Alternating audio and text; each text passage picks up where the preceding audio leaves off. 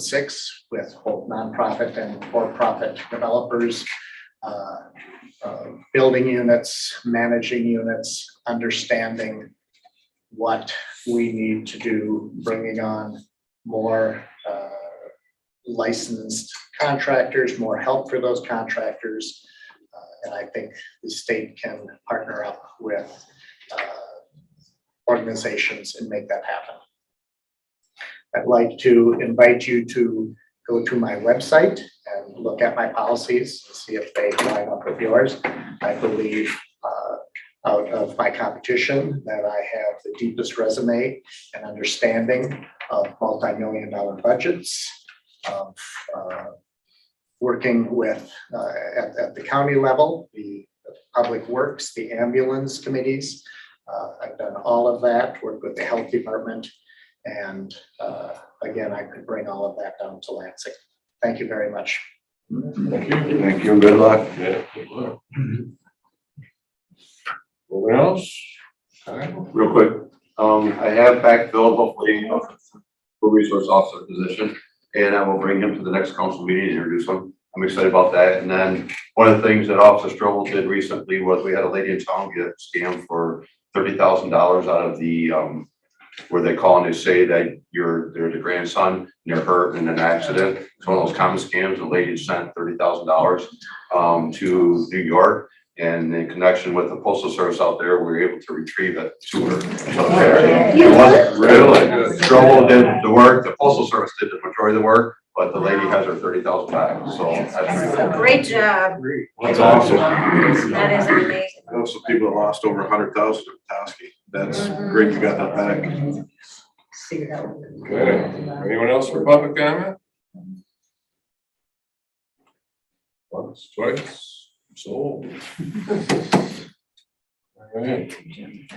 Consent agenda. Any issues at the table? I didn't see him. Looked okay to me. Yeah, I was good with it. Now you're up.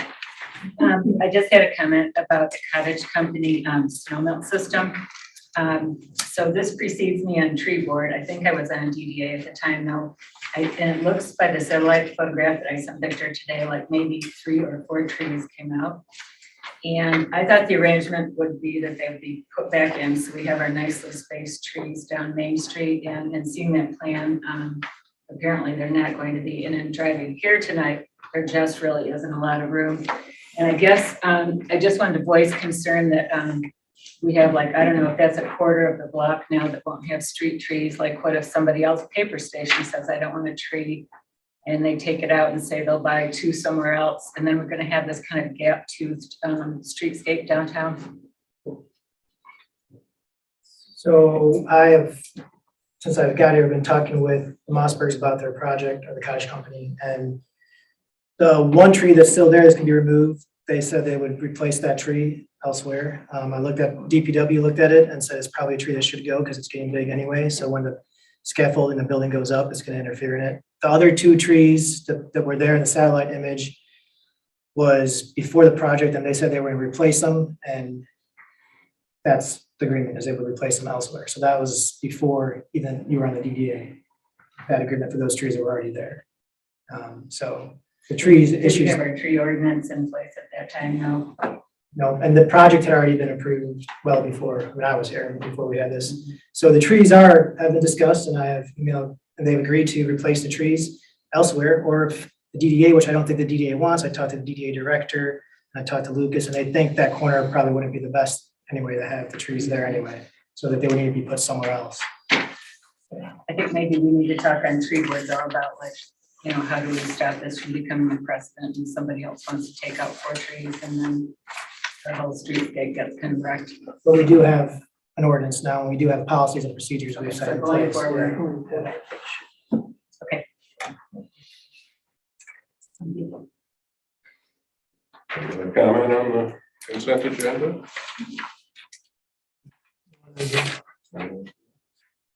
No, I just had a question for Victor on who was going to be responsible if we had to replace city infrastructure. He answered that, so I'll make a motion to approve it. I'll second that. John Leo, Yes. John Cox, Yes. Matt Bagheera, Yes. Nancy Rondell, Yes. and Al Dyka. Yes. Motion carried.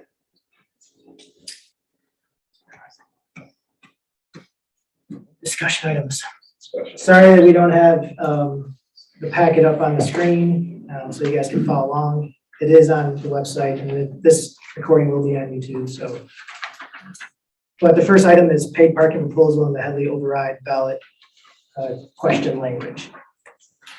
At the last council meeting, council directed us to come back to council with language for a new Headley override ballot question, as well as ballot language for a paid parking proposal.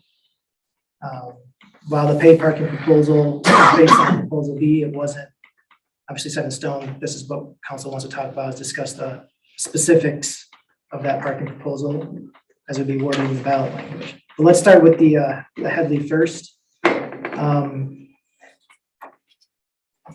parameters we're using for the Headley override ballot are uncapping the millage rate to 8 mils.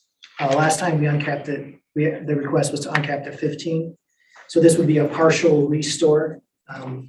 Jeff Grimm, our assessor, talked to the state actually today. They got back to him today about our language, and I communicated that to Jim Raymer, who provided an updated language. They said it'd be important to include that language restore. So right now we have an increase to 8 mils, but it would need to be, say, a partial restore to 8 mils. And the reason it's a partial restore is because we're not going for a full restore to the 15 mils. So that is one difference between the first Headley vote and the language we're proposing now. And then with Attorney Jim Raymer, we kind of talked about two different options. One option was to limit the city to increasing the millage rate by 0.5 mils annually for 5 years. The other option is to limit the city to increase the millage rate by 0.5 mils annually, indefinitely, until the residents have another opportunity to vote on it again. So it's more constricting, the second option, but it's kind of gives a little more security and guarantee to the voters that we're not going to do wild millage increases in a given year. There's some confusion at the last time on what the years, we're taking out we're disassociating the 5 years from how long the millage is. The millage, once you uncap, doesn't matter, 5 years, 20 years, 10 years, it's uncapped. So this new version we have in front of you should kind of make that a little more clear for voters to understand that you're uncapping the millage, you're uncapping it. Once you uncap it to 8, Headley will start affecting it again. So whatever the rollback calculation is, it could be, a reduction of 0.1 mils. The next year it might be 7.9. So it's uncapped. Once we uncap it, we uncap it. The 5 years, if we go with the 5 years, is going to apply to the limit of 0.5 mils annually. So you can either choose the options that we have proposed. You can obviously choose whatever you want, but the options we have proposed is 5 years limit of 0.5 mils annually, or a indefinite limit to 0.5 mils annually. So that's the first. I don't know if, Mayor, you want to talk about that one first and then move on to the parking proposal, or do you want me to go? Yeah, so let's do the Headley first Okay. before we get distracted. I have any great ideas. Well, I think the proposals are good. Again, it's a complicated concept, certainly. So it gets on cap to 8, and then if that becomes no longer enough, then you have to go back to the voters. Is that correct? So it could never go to 15 once we uncap it to 8, unless it went back to the voters to vote again. Is that right? Okay, that's right.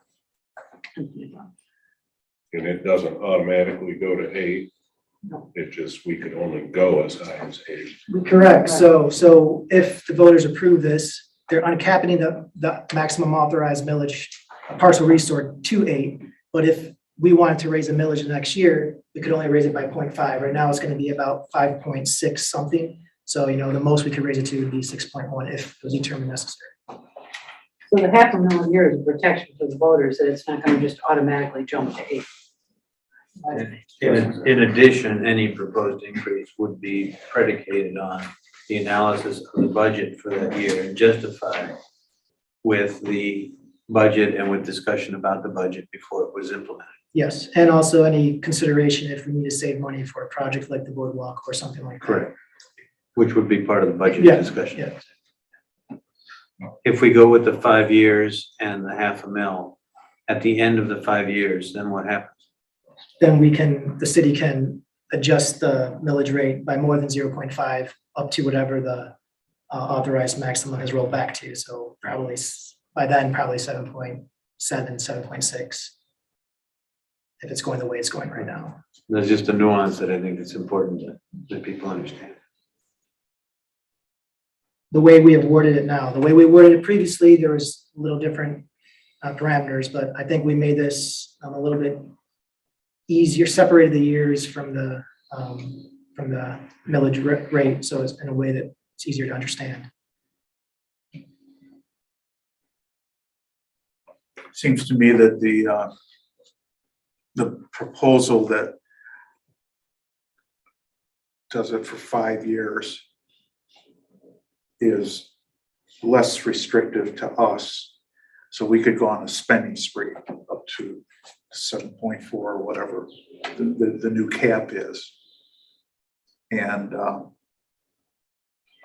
it'll be fun, but maybe not the best thing for the city.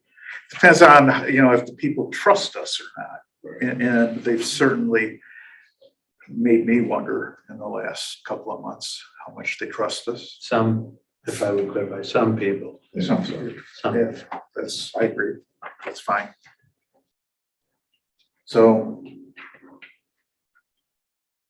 I mean, I would prefer it to be the 5-year cap. Because I think that if we get if you get another shade rain, Right. you know, we can respond to it. So even this new electric project, and move, you know, this power line thing. where we Oh, yeah. move the Yeah. poles across the street, double the cost of the project. Yeah, I think Al, you're right. I mean, it'll give us more flexibility in the long term if we have the 5-year. But I guess politically, I mean, you know, what are the voters most likely to, if you want it to pass, you can go as cautious as, as you want, which would limit us. And, I think $500,000 right now gets the city 150,000 a year. 156. 56 is the 153.06 to be roughly. 153 with 8 pennies. 153.060 now. So I think, Al, you're right. I mean, it's really a decision we want to make. Will we restrict ourselves too much if we don't have the 5-year cap? No. And the voters won't have a choice of one or the other. Right. There's only gonna be one on the ballot. Yeah. Correct. I think it's more likely that we will pass a proposal with a 20-year limit. 5-year, 5-year. 5-year, 5-year limit is what he's right. but the Oh, The 20-year 20. the 20-year keeps Would us have been capped better. at a maximum 0.5 20 increase. years, yeah. Where the 5 is, after that, we could go up 2 mils in a year. After the 5 years, so I think, again, John is exactly right, it's those that we've heard from the most don't seem to trust us here. And they would make it easier to pass the 20-year. Well, try the 20-year last time. Yeah. But I don't think that the community understood any of it. I didn't. So, I've studied a lot and Nick helped, and I now know how those curves cross and where we get in trouble. So I think we have a lot of education to do. We need to educate the community as to exactly how this works this time and do a great job of it. And maybe if we did that, the community wouldn't be afraid of either. But from what that goofy next door thing that's online, I spent some time on that today. And it's, there's a lot of loud negative. You know, and I see, like in this room lately, much more negative reaction to any kind of increase. I think 20 years, I think if that's the proposal, I think it makes sense to just go with the no limit, because we'll have to go back to a vote probably in 10, 15 years anyway, because we're only uncapping to 8. If we were capping to 15, then, it would take 20 to 30 years before we need, go back to the voters for a vote. But if that's the case, I say we just don't put a limit on it. And which is the proposal B of this one, because we'll have to go back in 10 to 15 years to uncap it again if the economy doesn't, the housing values don't crash. So that's my opinion. I think that's a safer bet. I thought that language was limiting the 5% per year cap. Yep, the 0.5 mils per year, 0.5%. half a mil. So just to interject here, if we uncap to 8, a partial uncap to 8 mils, and say the property tax values do drop, we would very likely need that half a mil every year just to maintain where we're at. So within 5 years, we will be at that 8 mils, probably collecting about the same amount of money as we are right now. So then we're right where we're at. So let's hope that, the property taxes don't go down, values, yada, yada. And we might not need even half a mil. It could be 0 to 0.5 over the next 5 years. And then after that, it's whatever is as needed. So there's pluses and minuses to everything we do, whatever it may be. To what Al said, we will have, regardless of what we decide to do, we'll have a huge educational opportunity and challenge here. We've heard a lot of negativity, but I don't want to ignore the fact that we've also heard from residents that have put in the time and the effort to study it and are much more aware of the situation and have in fact offered to help educate the remainder of the city as to what it really means. It is a complicated topic, and either one of these can be misinterpreted. Some might take the 5 year as a safety. Oh, it's only 5 years, and not understand the implication of what happens at the 5 years. Others might feel that unlimited is more of a threat than a benefit. So we do need to educate either way. But I think there's a lot more awareness than there was the first time through.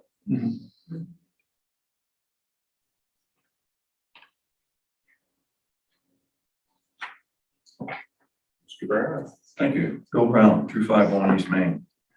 Just a question. If you partially uncap it to 8, when you get to that, would that require another vote of the electorate? Or do you have the flexibility to go on without another vote?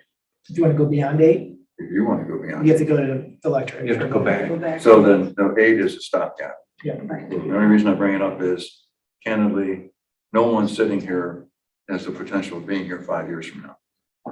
And I think that's the issue. In 5 years, what will it look like? And if a partial cap makes more sense than an open-ended cap, which just goes on and on, not to paraphrase Al, but look out for the fun, right? You don't have to spend it, but there's the chance that it might get spent. So there's 2 separate proposals. One is the partial uncap to 8, which then requires another vote of the people if you want to go beyond that. Is that correct? Okay, and then the second part is a total uncap, which is 0.05 for what, up to 19, 20 years? Is that what it is? No, Those are two different it's things. one proposal with essentially 2 parts to it. Part A of that proposal is uncapping to 8. And part B is a discussion of, do we want to limit the city council to only a 0.5 mil annual increase for 5 years, or do we want to limit that indefinitely until we go back to the voters for a vote? So it's a 2-part question, so 2-part vote. There's essentially 2 parts to the, 2 main parts to the. What I mean is 2 separate You're asking for two separate questions. No, it's one question, but it's two different elements of it. There are two options here. Yes. Both the options involve uncapping to 8 mils. The issue in proposal A is, do you limit the council's ability to increase millage by 1/2 mil? Do you limit that for only 5 years? Or do you say, like in proposal B, they can only increase it by 1/2 mil annually? And it does not end after 5 years. Proposal A, at the end of 5 years, whatever the gap is between the current millage and 8 could be levied that year. That's the difference. It's whether you want to have a governing control over the council to limit them to increasing millage by 1/2 mil every year going forward. Or do you want to give them free rein after 5 years, up to 8 mils? And just to add to that, free reign predicated on a budget review and approval. Right. Yeah. And There's a whole nother layer of a whole different control. City council in 2 or 3 years. We may have a totally different idea of what. Once you get on this bus, you can't get off.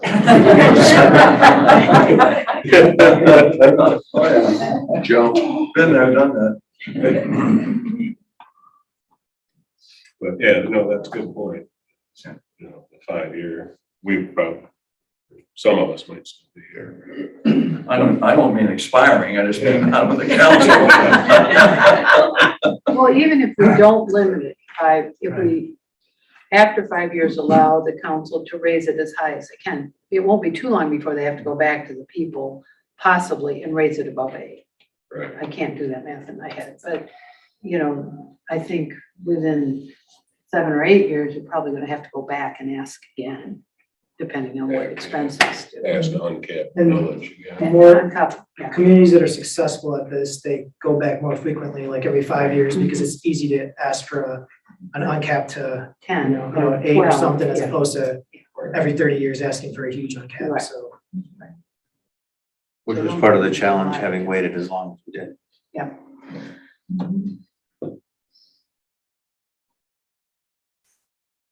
I think So 5 that years is indicates- probably the most sellable. Yeah. To the voters. The 5 years is a disadvantage to the voters. Because after 5 years, then you can jump it. If the most advantageous to the voters in general is to lock council into not being able to raise it more than 1/2 mil every year forever, Until it goes back to. until it goes back to the voters.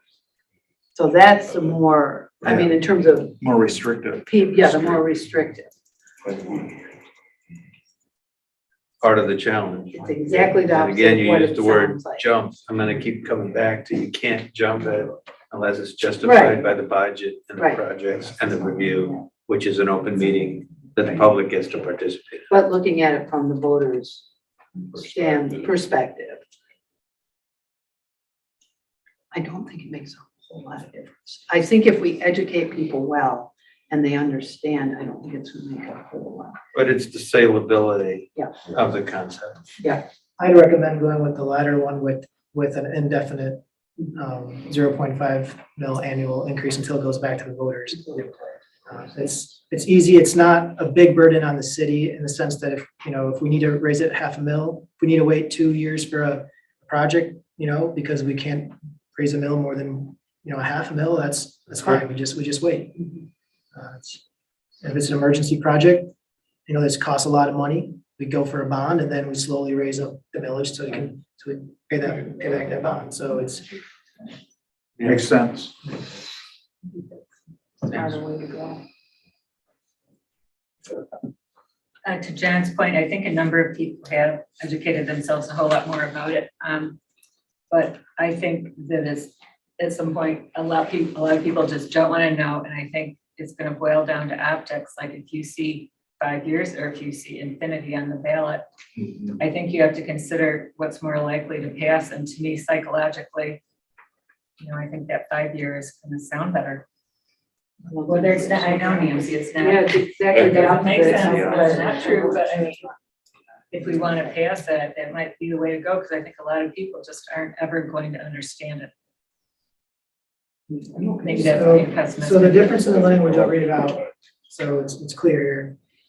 First option is provided beginning in calendar year 2023, the next 4 calendar years only, the city shall not increase the levy of millage for any calendar year by more than 1/2 mil from the levy of millage in the preceding calendar year. Option B would simply say, provide the city shall not increase the levy of millage for any calendar year by more than 0.5 mils. So I think I think it's pretty clear that the second one says you'll not be able to increase it by 0.5 mils at all. Whereas the first one's saying you can increase it for 0.5 mils for the first 5 years, and then after that, Sky's the limit. sky's the limit, essentially up to 8. To 8. As Councilmember Leo says, as justified by them. Thank you. Is the cap 8, is the cap that we're going to is 8? That's what we're proposing here. So how many years of 5.5 per year would you go to get to 8?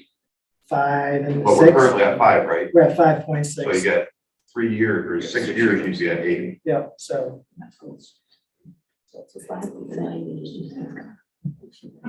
But it still goes down every Except if it continues to go down. Say So that we won't quite get to 8. year. The rollback. The rollback goes down, Tax and so, rollback. yeah. The minute we move it up, it begins to roll back. So it could take 5 years to get to the maximum, but there might be some years, as Nick was saying, that we might only raise it 0.1 or 0.2, or some years where we raise it none, or some years where we decrease it. So let's say we raise it to 6.1 next year, and the next year after that, we stay at 6.1, then we go down to 6 and then go to 6.3, you know, we might not get up to that 7.9 or 8. It's just there as a limit in case we need to do that for any kind of big project. Or if, as Nick said, if the values go down, then to capture the same amount of money, we need to raise the millage rate. Right. Like I said, I suspect we're gonna go back, you know, within 5 to 10 years anyway, so. Yeah. I think the second one is an easier sell, but as we already heard from someone, that it might not be. Karen Shell Donnelly, 644 Ann Street. You know me. Anyway, just 2 points. I think the big pushback we had in the last heavily was all the yard signs and all the letters that were hanging on people's doorknobs before the vote on the Headley override last time was about the 20 years. Way too long, way too long. And I'm afraid that some of the people that supported that position would say that infinity is way too long as well. So half a mil's not a lot, and I think the next question though, when that would come up, whether it be 5 years or infinity, and I think 5 years is a little safer and maybe more appetizing to people, would be, well then, how are you gonna decide if you're gonna go up another half a mil? You know, what criteria do you use to figure that out? How's that gonna work? Is that something that the city does independently of the voters because of the need, or how is that actually gonna work? No, I'll answer that one real quickly. And we levy taxes in June, starting in June. So the council will go through the budget in November of the previous year. Say, all right, here's what's going on. Here's what we gotta have.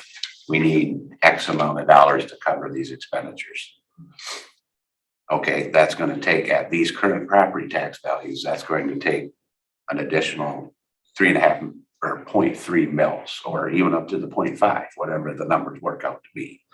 Then come June, July, I think, no, May, before the levy goes out in June, there's what's called a truth in taxation. Saying, okay, it'll go in the paper, there'll be a public truth in taxation hearing right here. And it will say, based on the budgeted needs, the city needs to levy X amount of millages to cover these costs. It'll be a public, just like we're doing here. And then that will go forward. So yes, there's two points throughout the whole process that the public will have input. Karen, to your first point, the 5 years does not apply to the millage, does not apply to the uncapping. Once you uncap it for good. So it doesn't matter how many years is on there. So the indefinite years, so having no year limit is a protection for the voter. It's a protection that we won't raise the millage rate by 0.5 mils. with a 5-year cap, that means after 5 years, we can raise it as whatever council More than that. decides, more than that. So it's not, both questions, both versions are, do you want to partially restore the millage rate to 8? Doesn't matter how many years, you could put 1 year, you could put 100 years on there. It's uncapped until 8. No amount of years is gonna change that in this version. But if it's 5 years, you have to go back to the voters again for. No, Why no. don't they say it then? I guess that's your point.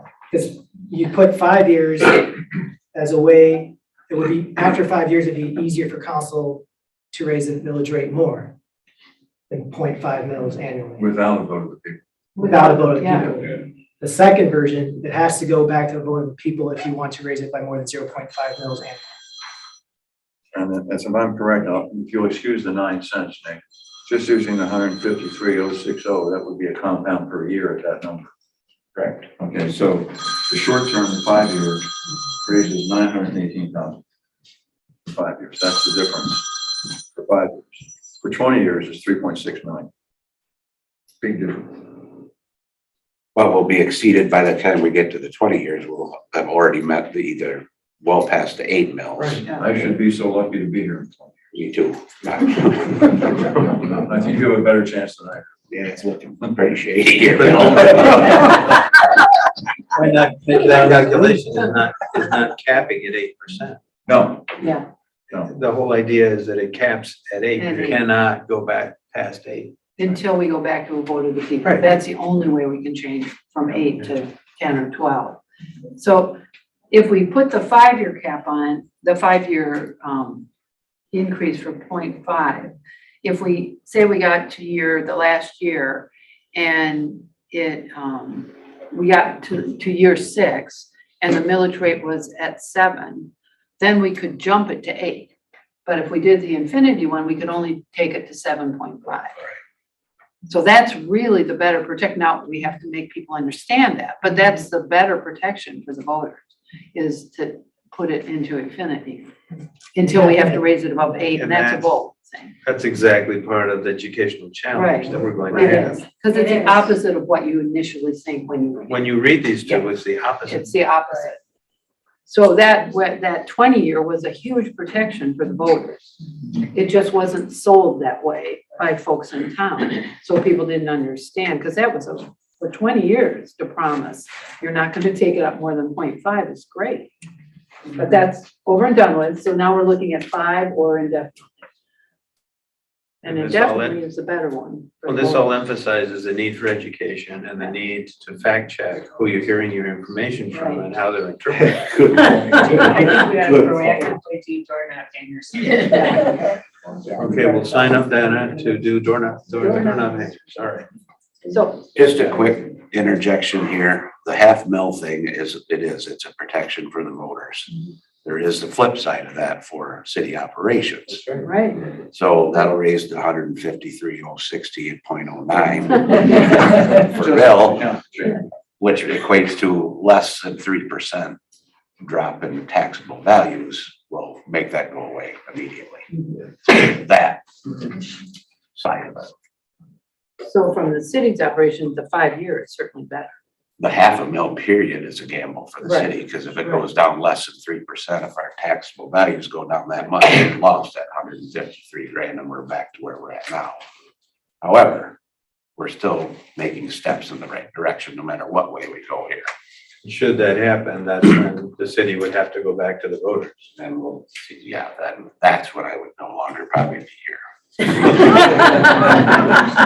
can't imagine any of the 5 of the people here today want to be there either. Get in line, yeah. And just for the record, as far as the educational process, we did try this before, failed epically.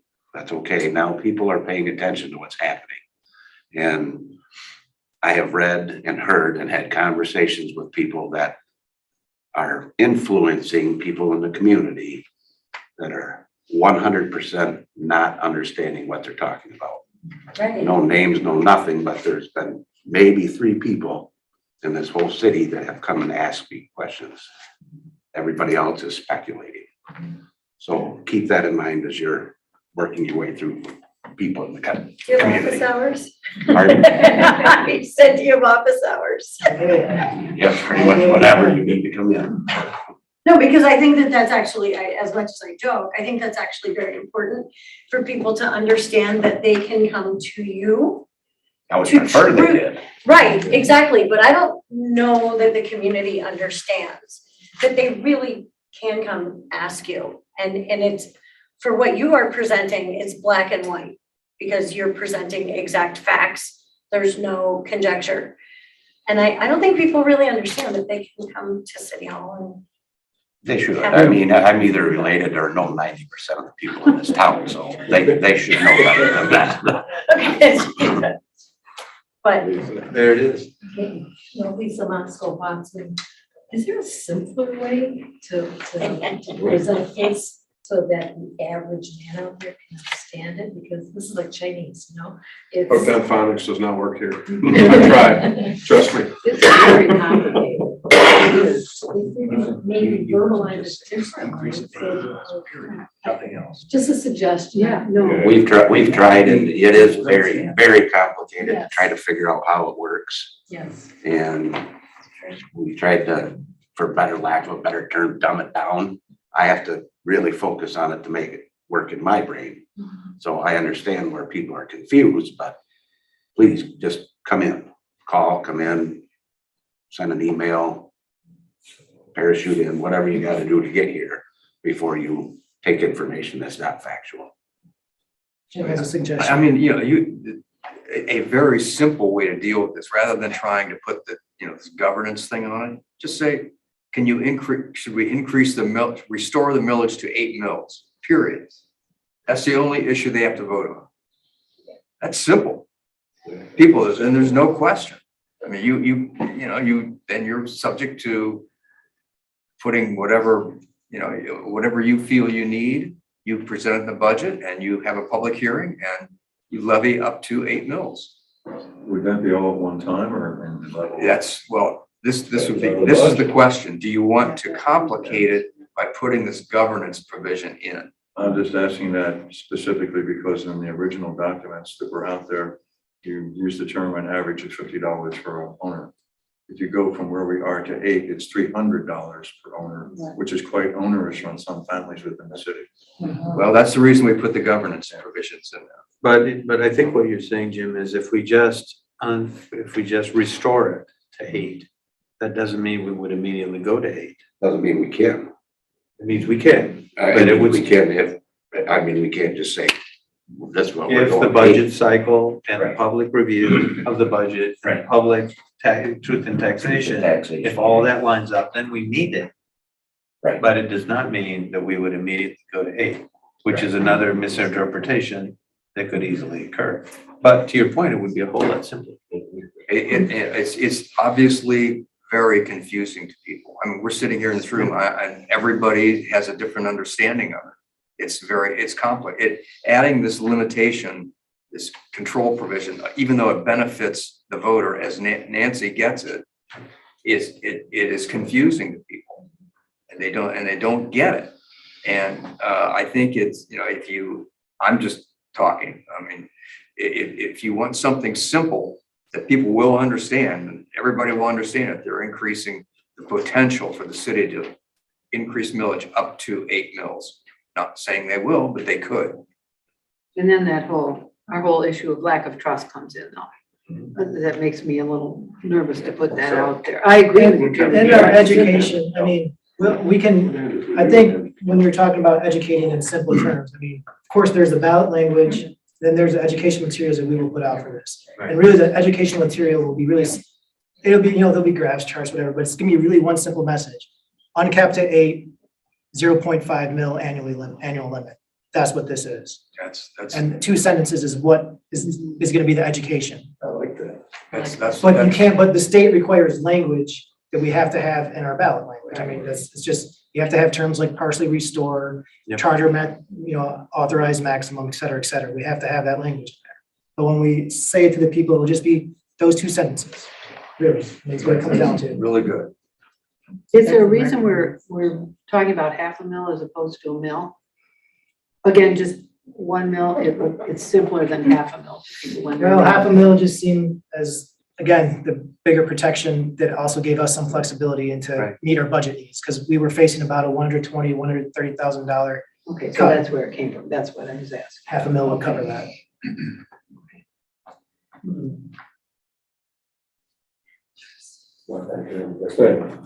Joe O'Brien, Russell Road, off State Road. I was over here about a month ago. My heart is all in on this. I mean, I'm just totally behind you.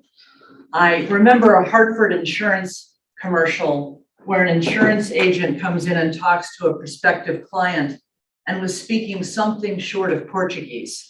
And it involved mills and charter and this and that. So I'm a friend. Okay, I'm just saying, yep, yes, get it, a friend. I'm not sure how, but when the proposal came, and I confessed a month ago over there by the window that we had voted the 20-year thing down because we were fearful, not of you, but of that much time, and we're all behind you now. Well, I'm behind you, and many people are coming around. Is there any way to even speak below the Portuguese level of mills? Like, we're speaking freely of half a mil and a 8 and a this and a that.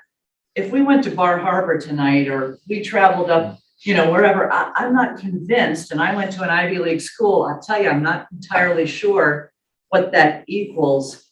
I guess I'm saying, I'll throw my support in any way for marketing so that we can translate this even to a level where it becomes instinctively natural for me to understand, and my friends to understand what you've got going here. You've got support. If there's any way to make it more granular, will be helpful. Well, I appreciate, that's a good point. I think where that comes up is, instead of mil tax rate, and you use that chart of, this is what it means, a half a mil is $50. Yeah. Right. You have a table that does that by home value. Yeah. We have that. You get a tax bill that you can figure it out. But we have to use If this you get a language tax on bill, you that. can just do that one that tells you how much you're gonna spend. So we will have, whatever council chooses, we will have multiple education sessions. We'll do brochures, some mailings, we'll make it very simplified. In a nutshell, 50 or half a mil is 50 cents on every $1,000 of taxable value. And how many tax bills do you send out in the city? I don't know. 2,800. If you did the 2,500 or 2,800 and did the math for a lot of the people, do you think that would be any clearer? I mean, a lot of people can't figure out how the taxes get paid to begin with. Not trying to insult anybody, but it's a mathematical process. I'm just I saying. agree. Complicated by the fact that the tax bill you get does not only include our taxes. I know. And you try to factor it in the numbers. I get calls. Sure. Like you get calls when you said an average of 50. It's only an average for 50 for some people. I think we're kind of into talking about the messaging and the education. We need to decide which one. I have a vote, but my recommendation is the latter one, the one where. If we're going to educate the voters and say, we're trying to look out for your best interest, then option B is the better one to go with. I agree. I'll make a motion that we use the language for proposal. And I will second that. So, Thank you, Mr. Mayor. yes. Educate later. We'll see how that goes. Second by who? One of the Johns. Okay. Matt Bogira, Yes. Nancy Rondell. Yeah. John Cups, Van Leo. Yes. Al Dika. Yes. Motion carried to go forward, proposal B. You're all enlisted to help with the education. Is this gonna be in the May ballot? August. August ballot. Primaries. All right, the second part of that discussion now is the paid parking. So we use proposal B as a template, and that proposal B with some additions that council talked about in the previous meetings. Proposal B would include language stating the months are May through October.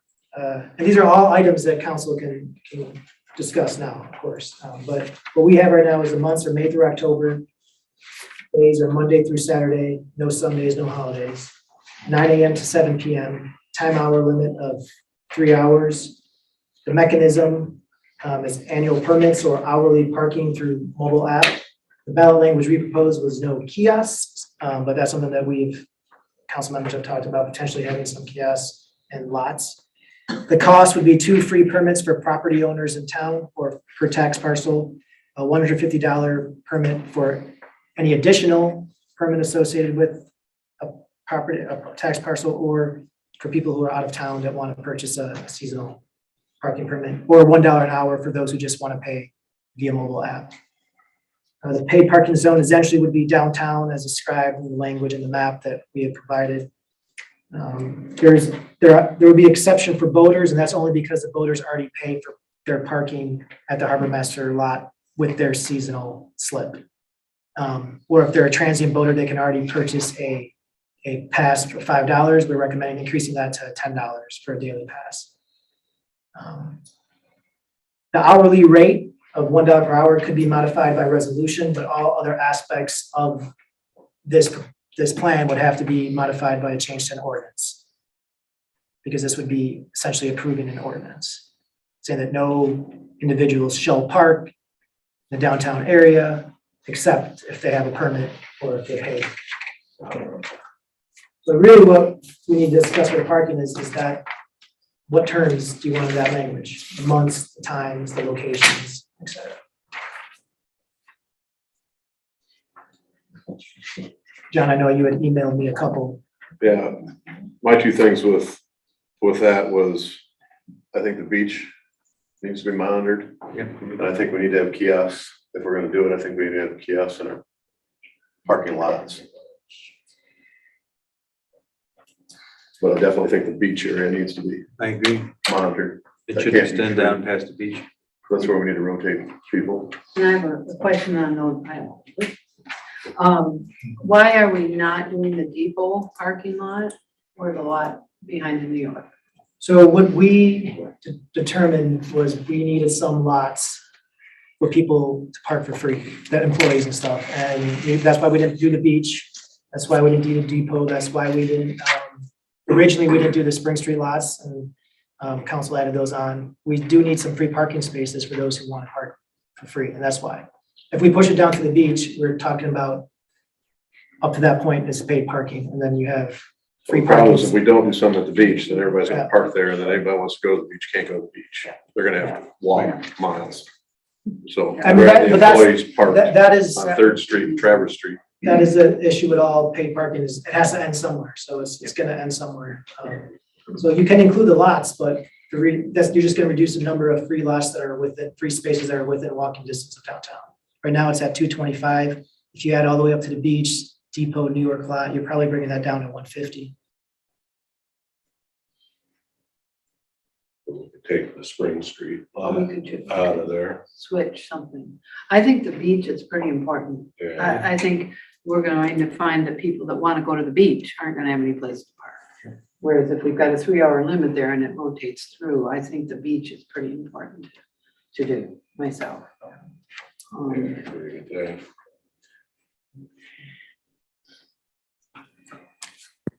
Hi.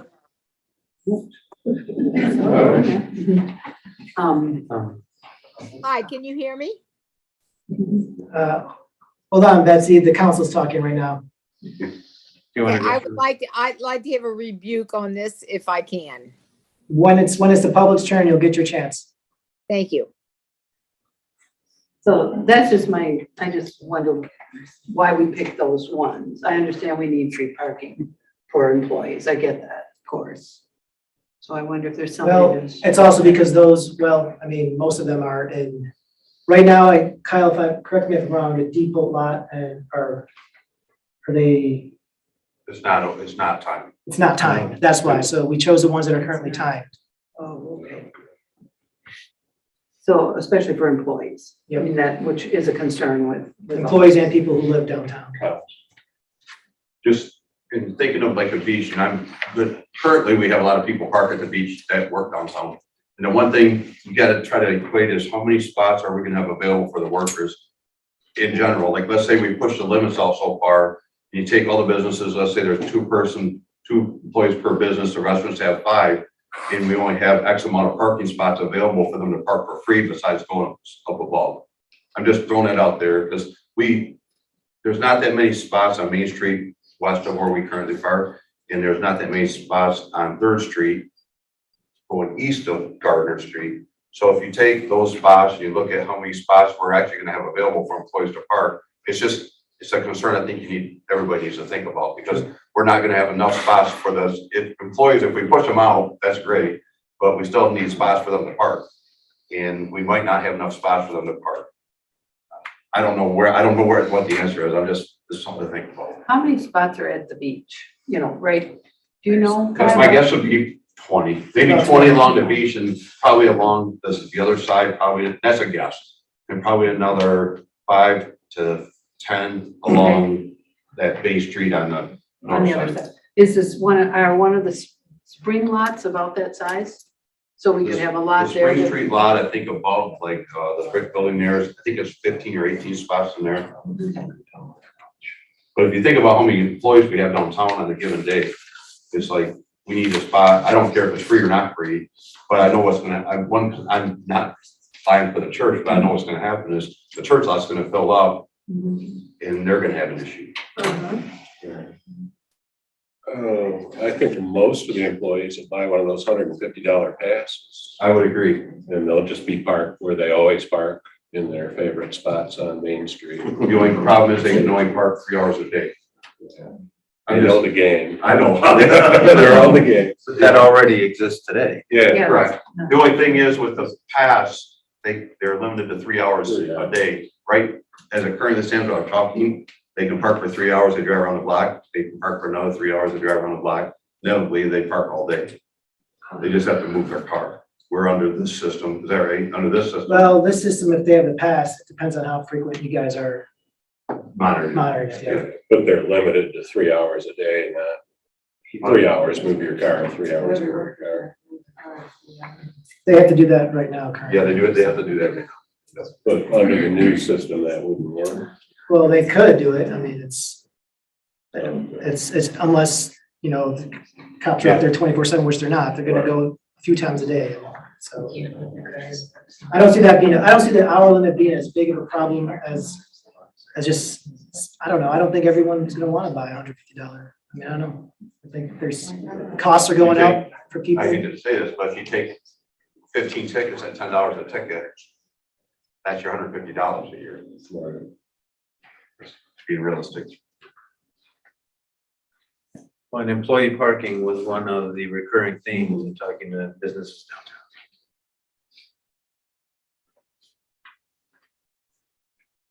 I just don't think the beach is a good one to tie up. I mean, I don't know how to exactly solve it, but they're gonna park, people are gonna park there a long time. Yeah, it's not monitored. Yeah,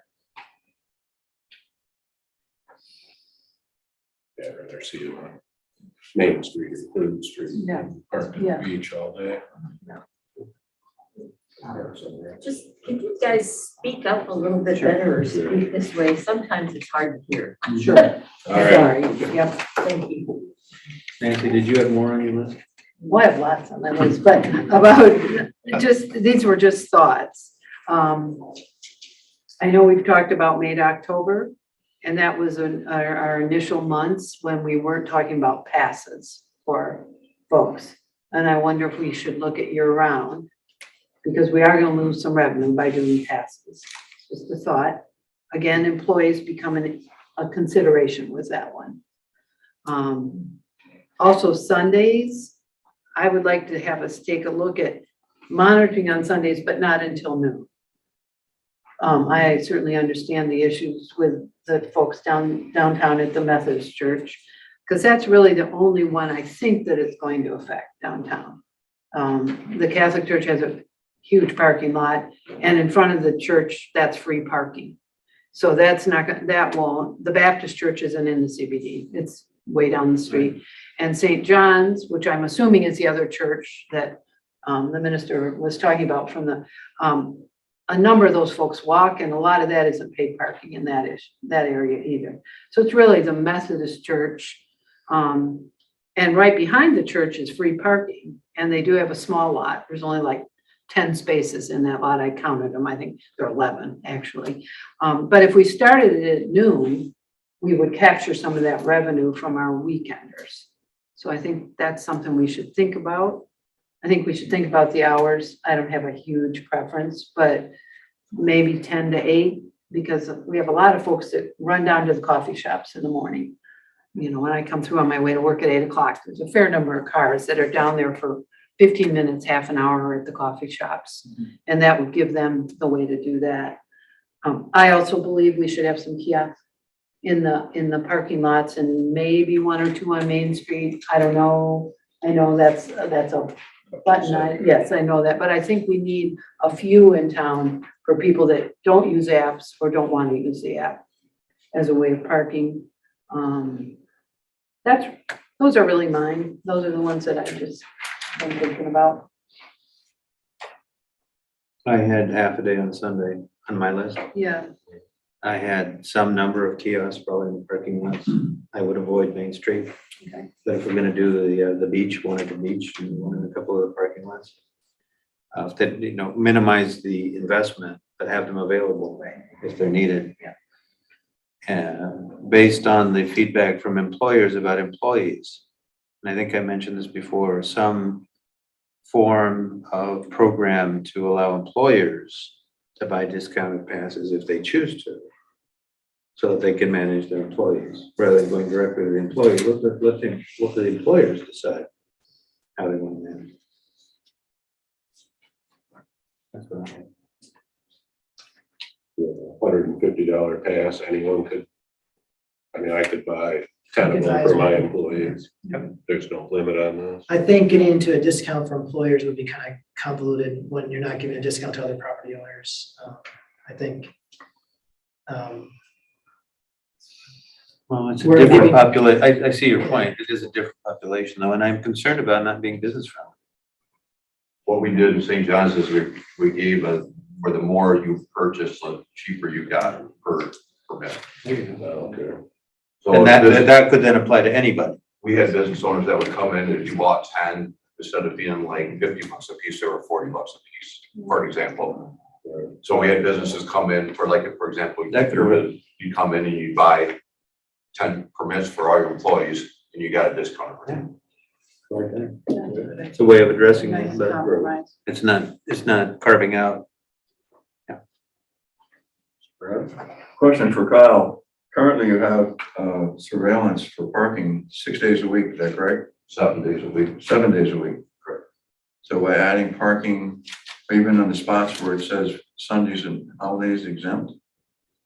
I believe we do them on Sundays. We currently do it on Sundays. Okay, Holidays are exempt. so no extra cost if you were to go ahead and implement pay for parking on Sunday, no extra police cost. I'll double check that, because I don't want to quote something on. Just a reminder that any language we come up, this is gonna go in an ordinance, so it's gonna be a lengthy ballot question.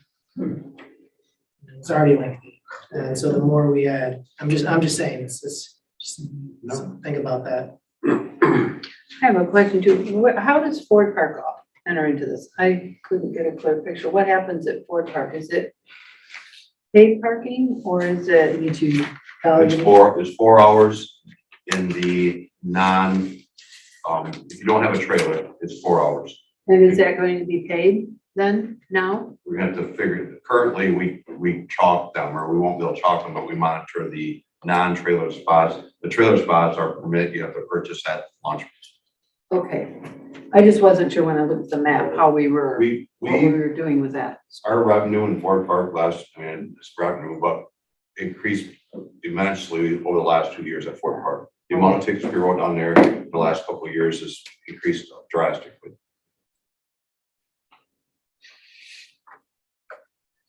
I just had something I wanted to share with you. I was in contact with Bob Gibbs, and he's an expert on urban parking. And this is what he sent me. He said, there's a whole bunch of information, but Could you speak up, please? Bob Gibbs is who I contacted. He's a parking expert. And he said villages and small towns under 10,000 people generally should not and do not need to charge for parking.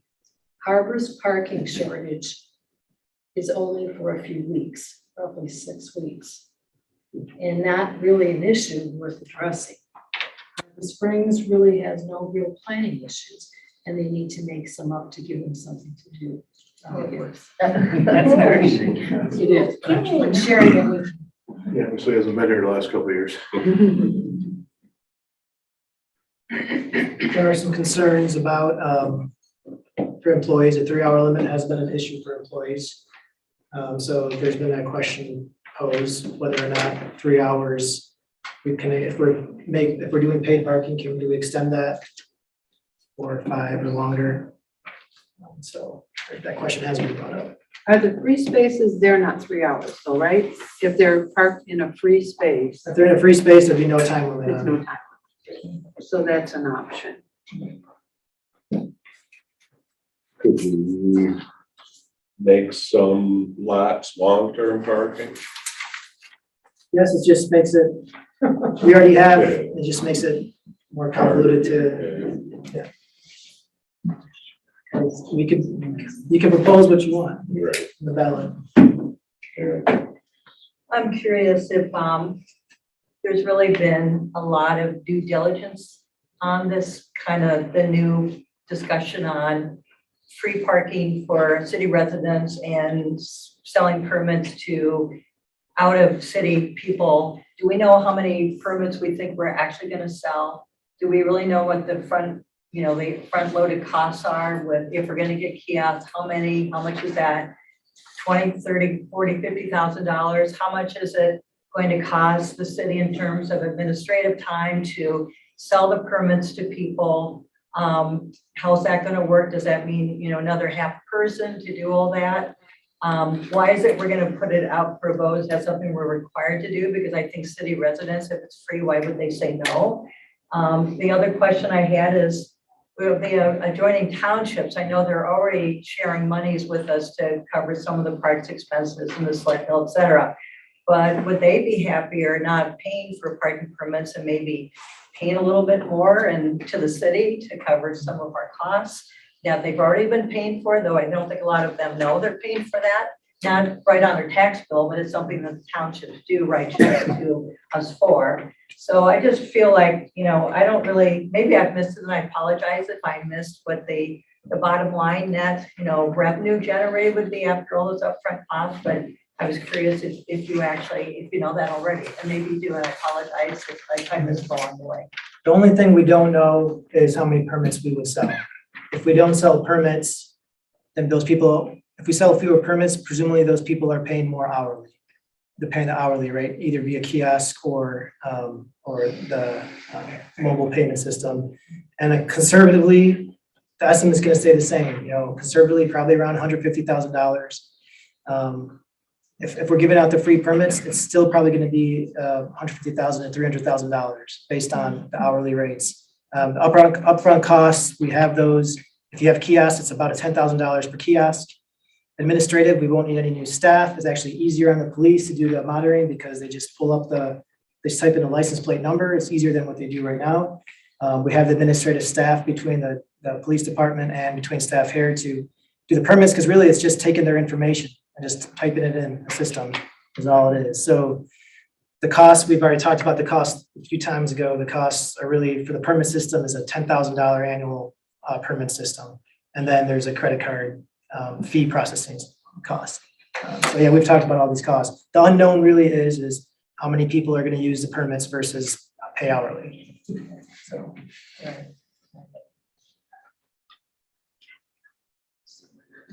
One more time. Yep, one more time, sorry. I just was thinking that maybe on the ballot, maybe there should be full disclosure that the permits for residents are free the first year, but as Nancy said, you could have to charge for them next year because we're not making as much on paid permits as we thought. the way the ordinance is written is that it is 2 free permits, and the only way to get that changed is through an edit to the ordinance. And that's what any part of the ordinance, so, So it can't change. you can't change I unless just it's, think you should let people know though, because there could be like this feeling of bait and switch. Oh, you said free, but now we've got to pay, you know.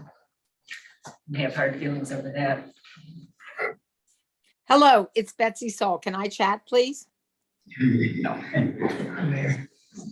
Go ahead, Betsy. Oh, good. I'm not there and I'd like to chat. And I thank you for City Council giving us the presentation tonight. I listened to the millage and I was kind of agreeing to the millage agreements because I thought that would eliminate this parking nightmare. Why should a little town like us, if you're gonna put millage on us, and I am paying taxes in the city of Harbor Springs, why are we now talking about this ridiculous parking thing? I, first of all, listened to, we're gonna buy permits, we're gonna have to go downtown, I'm gonna worry about going to get my prescriptions, I might want to buy a cookie, I might want to go to the library, I might want to go to Gurney's. I'm very against this. Give us a millage and we'll pay it. Do not torture us with this parking thing. We do not want this. We do not want this. The residents of Harbor Springs, and I used to be of East Weekly, excuse me, for 40 some years. And I think many people outside do not want it also. Just give it up. Give the parking thing up. Don't be entertaining the visitors. Paid parking at the city beach. And do not put it on the Catholic Church. They do not need your parking there. I'm a Catholic. We don't need your parking. We don't need your parking. That's free parking. And that's really unfair to the Catholic Church that you think they should pick that up. I'm very unhappy with the council that if you present this millage, and I was ready for the millage, and now I'm very upset again that you now think you're going to bring this parking thing in. thank you, Betsy. Sorry, I accidentally muted you if you weren't finished.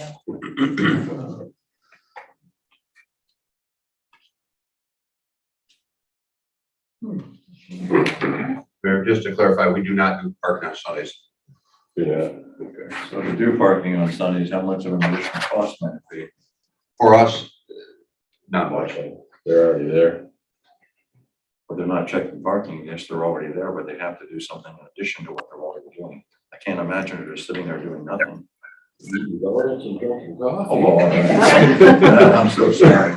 We're walking up and down the sidewalk doing the same thing we're doing. Yeah, got it. Sorry, Betsy, I cut you off. If you want to finish, you have a few more seconds. You did cut me off, and thank you for cutting me off. I'm very unimportant. I'm just a voter. And you know what? I do pay taxes there. Just wrote a nice tax bill to you. Are you done, Betsy? So I know if I can mute you or not. She's done. Yes, sir. I pledged to myself I'd never speak at the city council meeting. But I have a suggestion.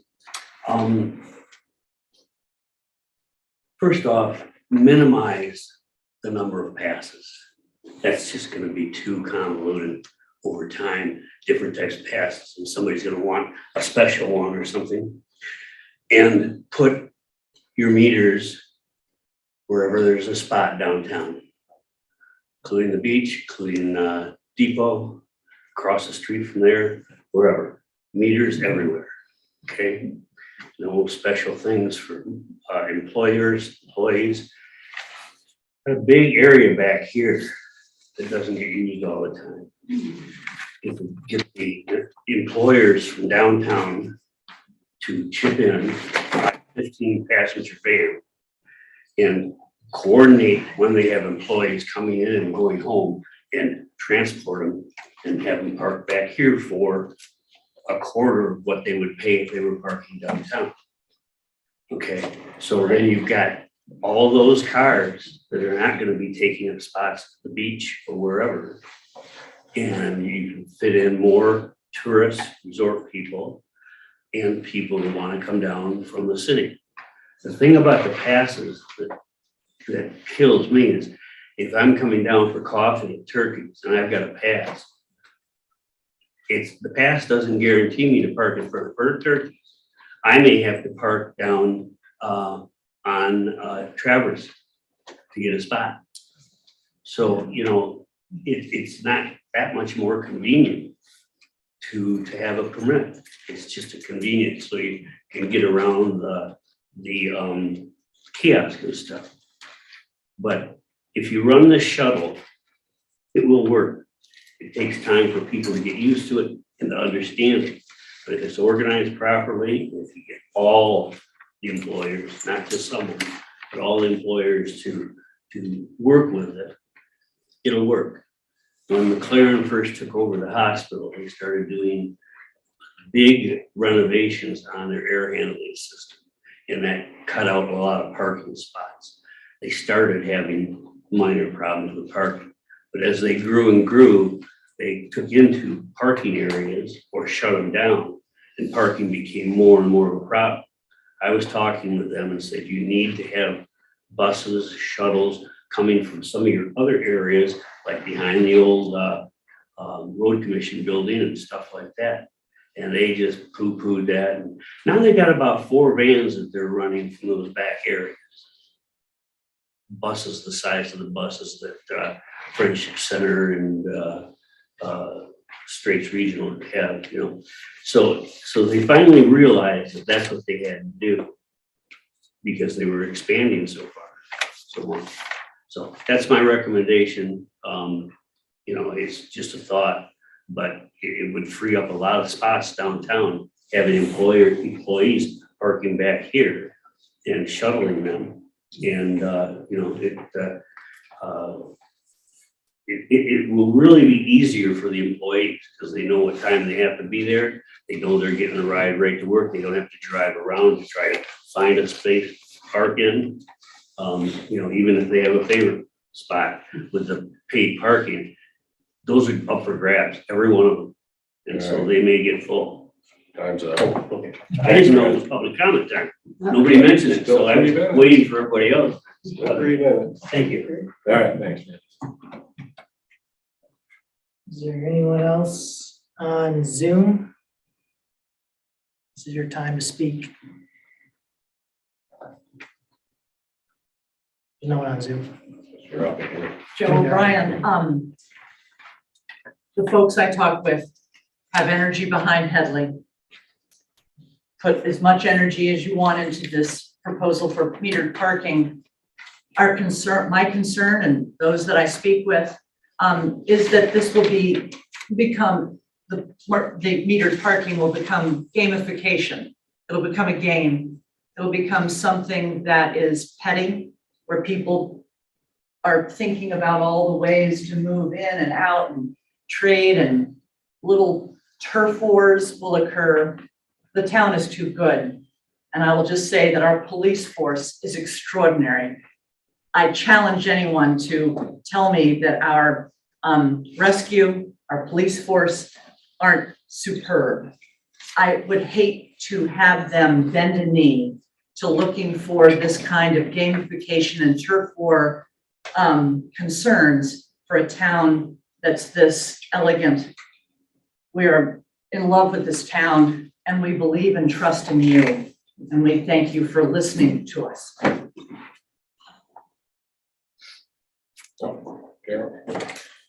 Carol Winter at 141 Snyder Street.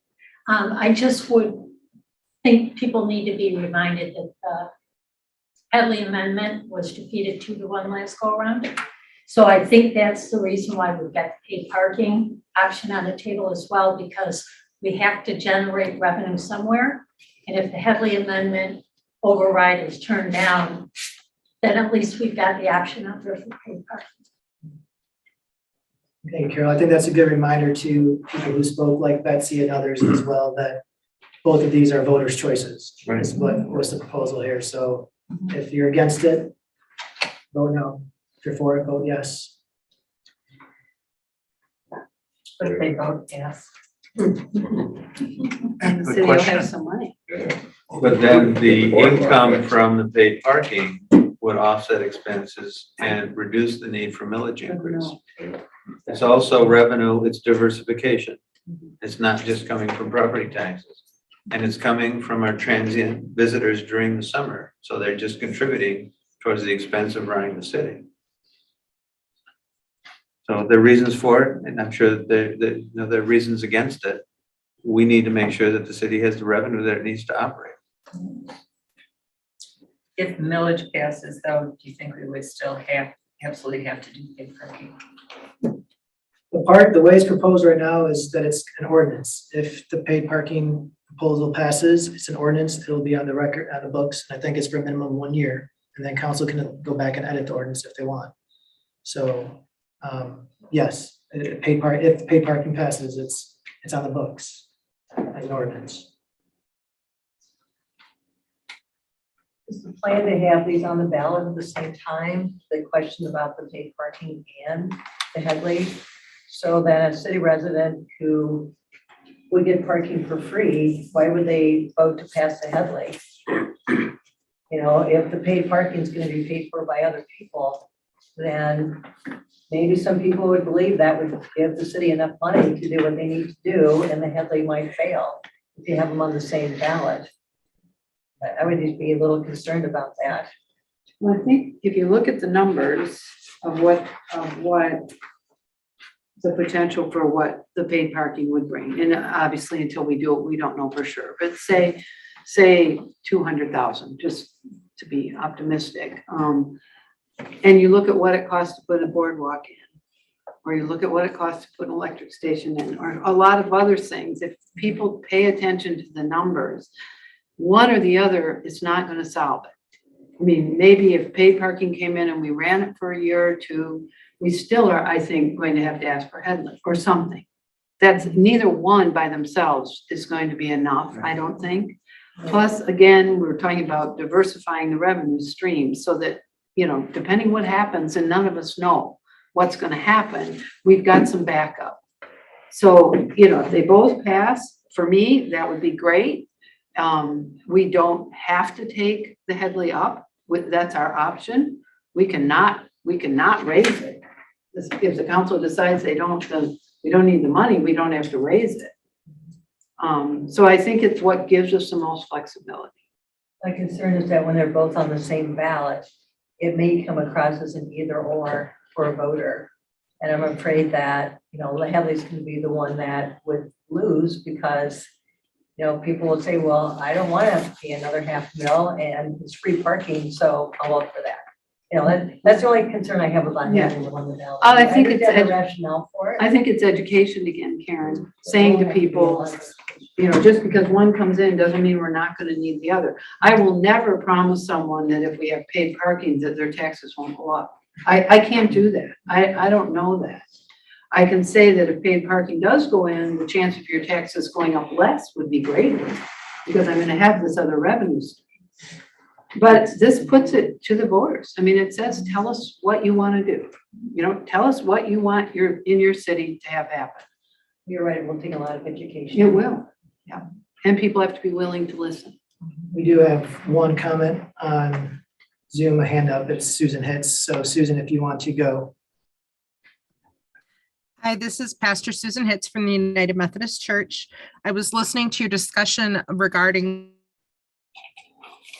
day mornings. And as I think about our negotiations last year with the parking lot at the United Methodist Church, we have the parking lot behind the church is exclusive for church use on Sunday morning. So that is not public city use on Sunday mornings, nor no overnight parking. And I'm thinking if we have that lot for our exclusive use on Sunday mornings, we should be able to make it also if you just want. I think that that's reasonable.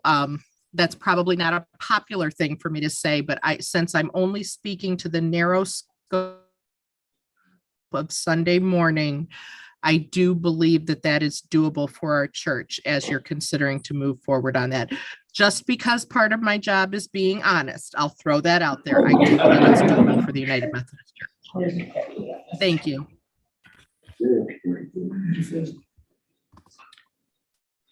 Victor? Hold on, Bill, we have someone in the audience. Okay, Kathy Macho, 560 Sergeant Street. I guess, I'm not up in arms about anything.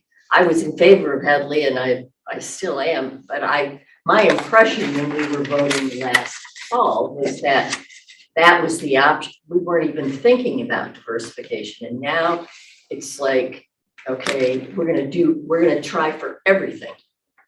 And does that, and I'm just saying, I think that's gonna take some of the, it's gonna be hard to focus on one or the other. That's my only question. I'm not angry or upset about anything. It's more, I thought originally we thought Headley was gonna solve the problem, and now we're kind of saying, well, it'll sort of solve the problem, but it really won't. Kathy, here's a concern. I think, I guess to point it out was that when we went to the voters last year, it failed 2-1, failed a lot. So we were thinking we're not gonna go back to Headley for another few years. So that's when we started discussing paid parking. Okay. And then it came up that there was a lot of people who were against the paid parking proposal that we initiated. Right. And so then council came up, all right, well, now we have, let's give you more options and let you choose which one. Headley would work if we were able to, be as flexible up to 15 mils without any kind of 0.5, cap on it. But since we're gonna play it as conservative as possible on the Headley vote, it may still fail. And so I think that's why. I mean, if Headley would have passed in the most ideal way, there's a difference then, do we need diversification at that point or do we want diversification? If Headley fails, we're definitely gonna need diversification, especially if the property taxes go down, the tax values go down, sorry. So I see where you're coming from and I see it appears that way, but the process was that initially the council wasn't gonna go for a Headley vote for another few more years because they were gonna try another revenue source. Thank you. Bill, you were going to speak. Yes, thanks, Victor. Hello, council. Hey, I've just been listening to our description of the modified parking plan, and I'm all for revenue diversification, and I'm all for shifting expenses to the users. And but man, did we have a hard time explaining how that parking is going to work. I'm thinking this has gotten so watered down and so convoluted. It's going to be a really tough sell, and there's so much animosity, so many hard feelings. I'd like to see us put all our energy behind a Headley override. Let's go full throttle on that. Let's sell the hell out of it. Let's get neighborhood volunteers. Let's get information sessions, and let's hold the parking in reserve. Everybody knows that it could have to be done in the future, and it might be a good thing to help get the Headley through. So let's focus. Let's go all out. Thank you, Bill. Any other comments? I think council should probably just get this wrapped up, so get as many comments as you can. Yeah. Victor, Patrick O'Brien, 565 East Main. From the previous meetings and from conversations around town, the vote against the parking meters is overwhelming. To insert a parking meter option for a vote, I think would have a strong backlash against the city by the voters. Please don't consider.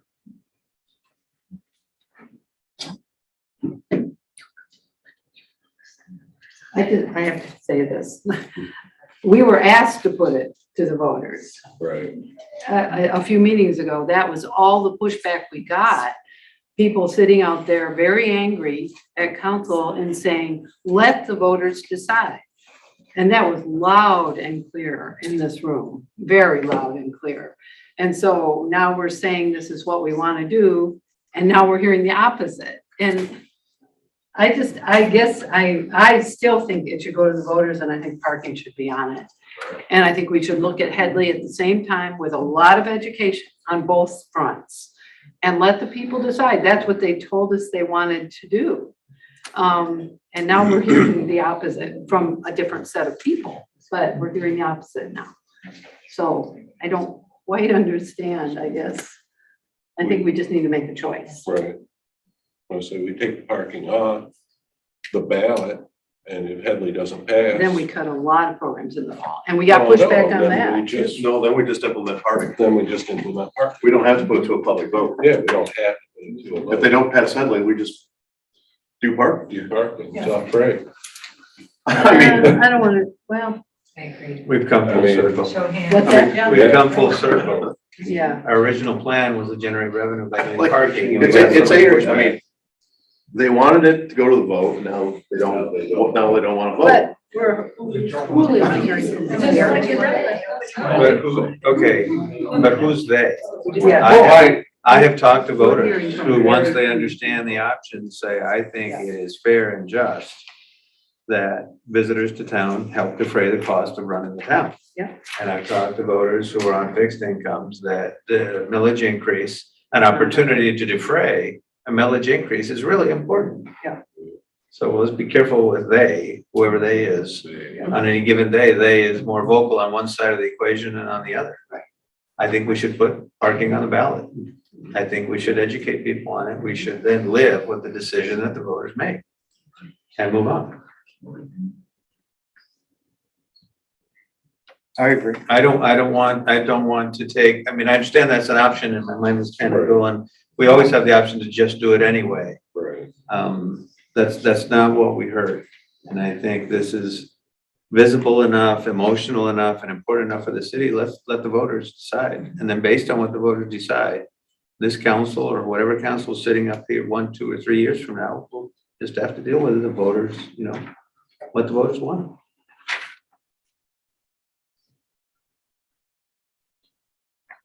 Right. The reason it came to a vote was because the people that were here today did not like the idea that you folks were for it and everybody in the room was against it. Figured they weren't being represented properly by their elected officials. So it came down to, well, let's put it to a vote, put it to the public. And it'll go down, and so that'll be the end of it. Well, Sure, you can decide to do whatever you want, but you're not listening to your constituents very well.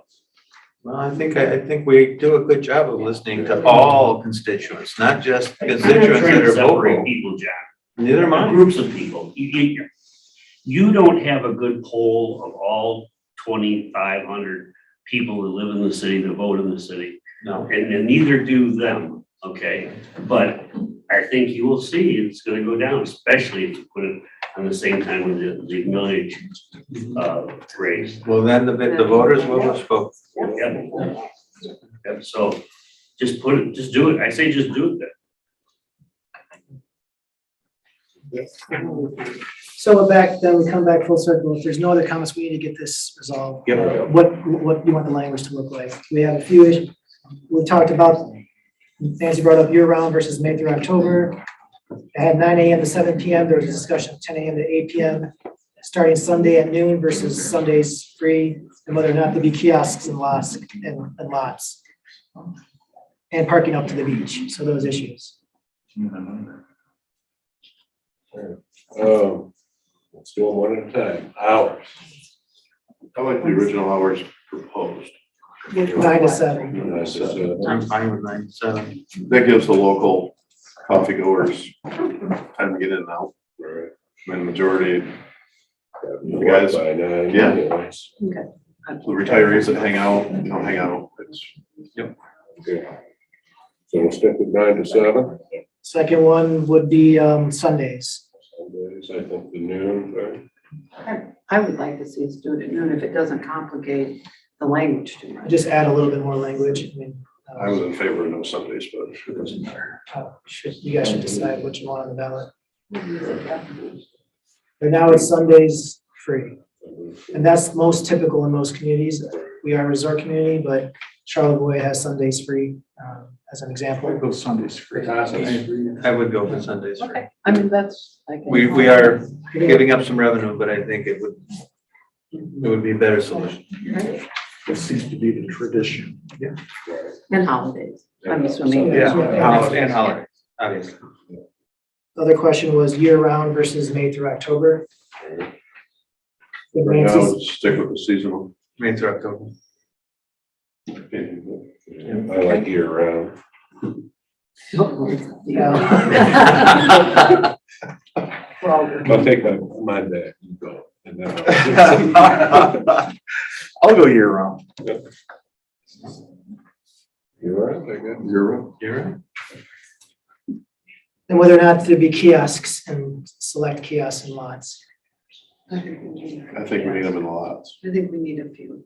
For those who want to pay with coins and don't want to do. Yeah.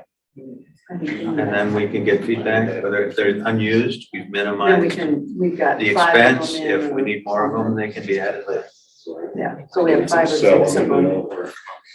I mean, I think we should have a few that don't want to use the smartphone. All right, so kiosks and lots, we might not, we'll we'll bring back the wording next, so we're not. All right, and then the last one was whether or not to include up to the beach. I think we need to include the beach. It's free. I think people need to rotate out of there if they just park there. Can we include the beach, but not include the other lots that, I mean, the depot and the lot, leave those free? Okay. We can, you guys can do what you want. No, we can't. Chief has. Well, Just real quick, when you Yeah. include the beach, are you saying just the parking along the beach or like say Bay Street all the way down to the little harbor club? I think Bay Street, I think it ought to include everything in the beach, so that includes the beach house. All that on Bay Street, down to where you get to the private condos anyway. Is that right on the other side of the street or Yeah. just right on the front of the beach? Both sides. Just, I want, yeah, and then the other thing to think about is on the hours 9 to 7, 2 days a week, you have farmer's market starting at 9 o'clock, just to throw that out there. But the people are there sometimes for an hour. Right. And I think the lot behind New York should be paid. And then leave the depot lot free. So there's a lot on that side of town.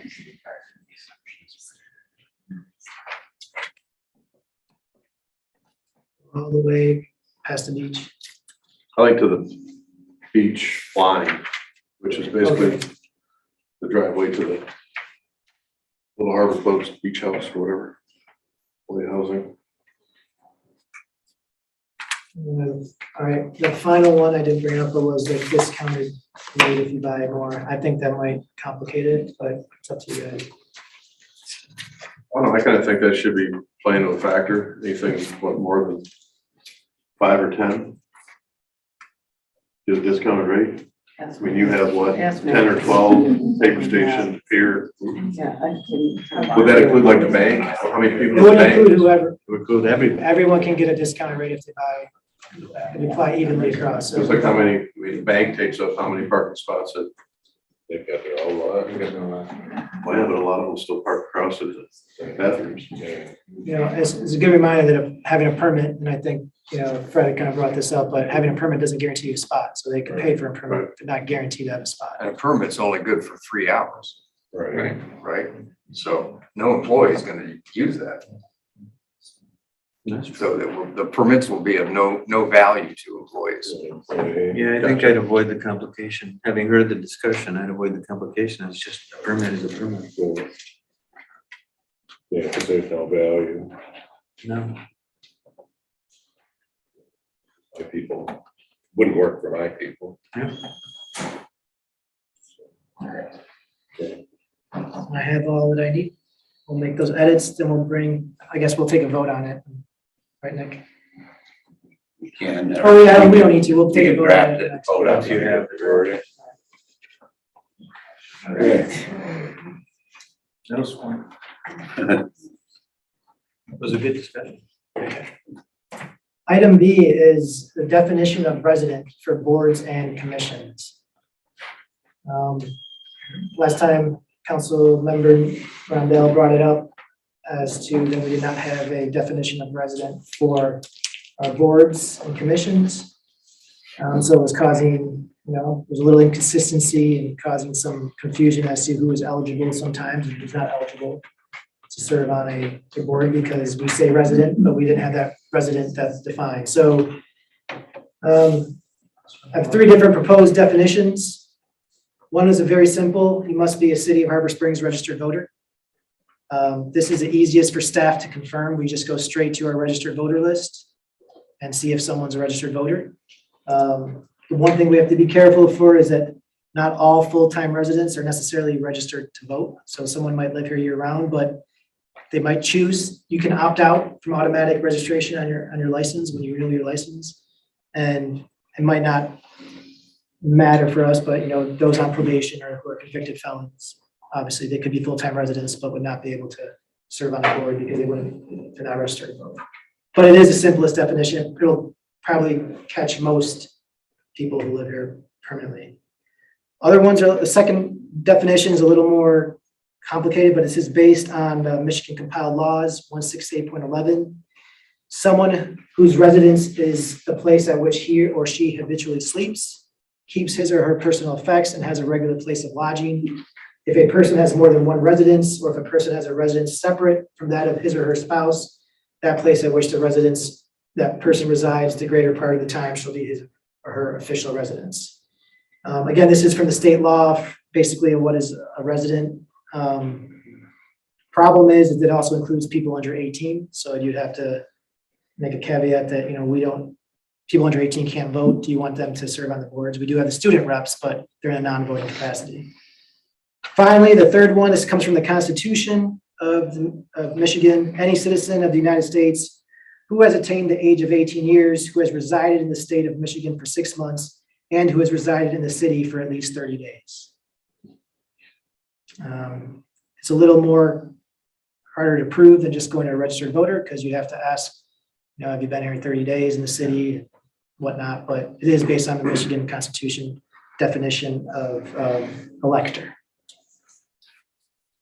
Those are 3 different definitions I propose. I guess regardless of our definition, we would want to have language clarifying that this applies to all boards and commissions unless another city ordinance or state law allows for different people to serve on boards. For example, Planning Commission defines it as electors, and you can have up to 2 people from the surrounding townships serve on the board. Harbor Commission, we have residents from outer townships as well. So, but this would be our baseline definition. So again, 3, registered voter, the complicated, complex one of where you lodge and habitually sleep, and then you reside in the state for 6 months and the city at least 30 days. Those are the 3 options. My concern with anyone except the registered voter is how are you going to know? I mean, who's going to be responsible to decide where somebody habitually sleeps? I'm guessing that would be me. Yeah, you want to do that? No. Okay. In my mind, I would, number 1 is in the option that I would recommend. If somebody wants to be on a board and commission and have input, they should have a vested interest in this community and vote for it. However, there are commissions such as Planning Commission and Harbor Commission that might broaden that a little bit because there are so many different users. But as far as making rules and laws that affect the city, I think if a person is going to include themselves in that process, they should be a registered voter. My opinion. That's it. Well, I think it's the only one we can easily monitor. I agree. I just don't see how you're going to monitor other ones. I just don't understand how you would. They're do it. not really enforceable, but I agree with Nick's perspective. Yeah, They're gonna have a vote. They should have a vote. I'd go with 1. And we can have student representatives. I Oh, think yeah, those that's- are really important to Yeah, have on our boards. And they don't have to be voters if they're student representatives. Correct. Sounds like number 1, consensus. So what we'll do then is Jim will draft an ordinance to make an amendment to that section of the code and bring that back for the next council meeting. Sounds good. It's much quicker than I thought. Do you want to discuss because you're going to create this document that's going to cover all the boards and commissions. And we know that we have the Harbor Commission and Planning Commission with exceptions to that. So my proposal in here was that if, and I assume this is what council would want to do, is that the definition of a resident is a City Harbor Springs registered voter unless otherwise stated in an ordinance, bylaws, or state law. So like the Harbor Commission specifically says from the surrounding townships. I can't remember the numbers, but Yeah, we did 2 and 2. yeah, so that would override that. It would just be whoever has to be a harbor resident then would have to be a voter. I think DDA also has. The DDA has its own, so really, I mean, it's gonna affect all our boards, but they all have their own different rules that can override this. Do you need a motion? No, I think we'll come back with an ordinance, yeah. Okay. Yeah, we do have a question. I had sent you all an email earlier, and I don't expect tonight to be a time for this discussion at all. I think I've overstayed my welcome already, but. Not at all. But, I just think, at some point, if maybe there could be something on the agenda to talk about, how people are chosen, for different commissions and boards, what criteria is used, and just a little bit more information on that. So I think it's really clear to anybody that might want to apply, that they know what they have to do to be able to be appointed, so. Well, This is a great. Yeah, idea. good point. Our Karen pointed out that our RRC best practices actually requires us to include some sort of, yeah, Yeah, I think. qualifications. This is really good. It'll take some thinking, but I think it's a really good thing to get on one of our things to talk about. So I imagine when we get to there in our RRC is when we'll talk about that. That's the right place to do it too. It's a great idea. We did have a question from Zoom, Kay Newberry. If you're there, you can speak. I'll see where you went. Hey, it's Keith. Keith Newberry. Keith, I'll give you a few seconds here.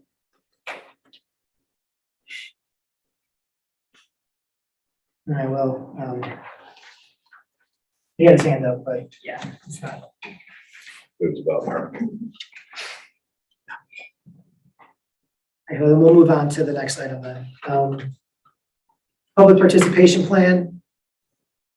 This was something that we talked about at the RRC committee level, and Rachel was a big part of helping make this public participation plan. It's a requirement of the RRC, but it's also something that is really beneficial to us to have a plan for how to engage the public. I mean, obviously, it's been talked about here several times. So the main parts of this plan are establishes public engagement and participation goals, emphasizes inclusivity of ages, backgrounds, etc.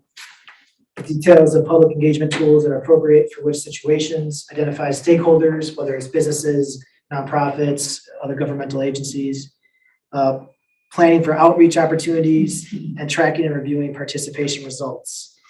I think it's not long, it's 6 or 7 pages, but it gives us a guide on how to engage the public and see where we're doing well and what we can do better at.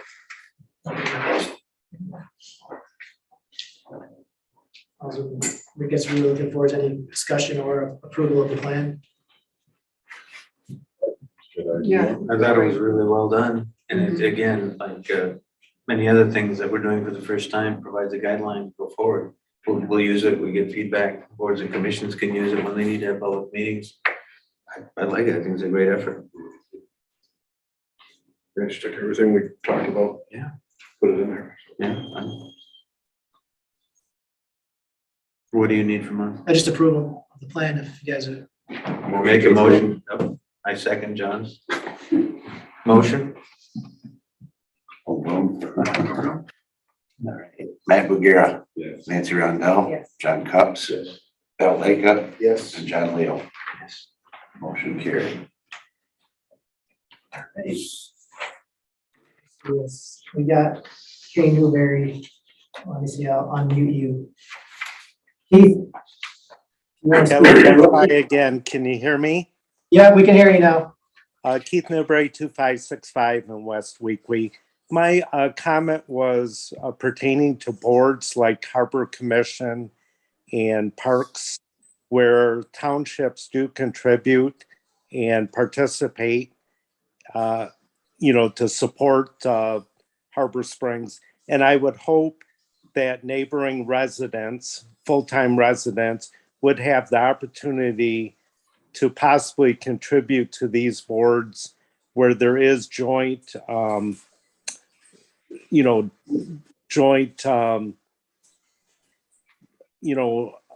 I don't want to say ownership, but joint community benefits like Harbor Commission and specifically parks, because the townships benefit as well. So that was my only comment. Thank you. Thanks, Keith. Sorry I didn't get you sooner. We also have the Harbor Springs Area Historical Society. Kristen, is Hi, that you? Victor. Hello to everyone. This is Kristen, the Executive Director at the Historical Society. I just wanted to add that I would like to see the Historical Society added to the key stakeholder list of the participation plan that was just approved. I think we've become really good collaborative partners for the community. And I obviously think that we're a resource in that process. There's a lot of organizations that stand to benefit from this certification, specifically related to grant applications. So I'd like to see us a part of that if you would consider. Thank you. Absolutely. Yep, great. Thank you. Definitely will. Reach out to you. All right. Okay. Comments on that.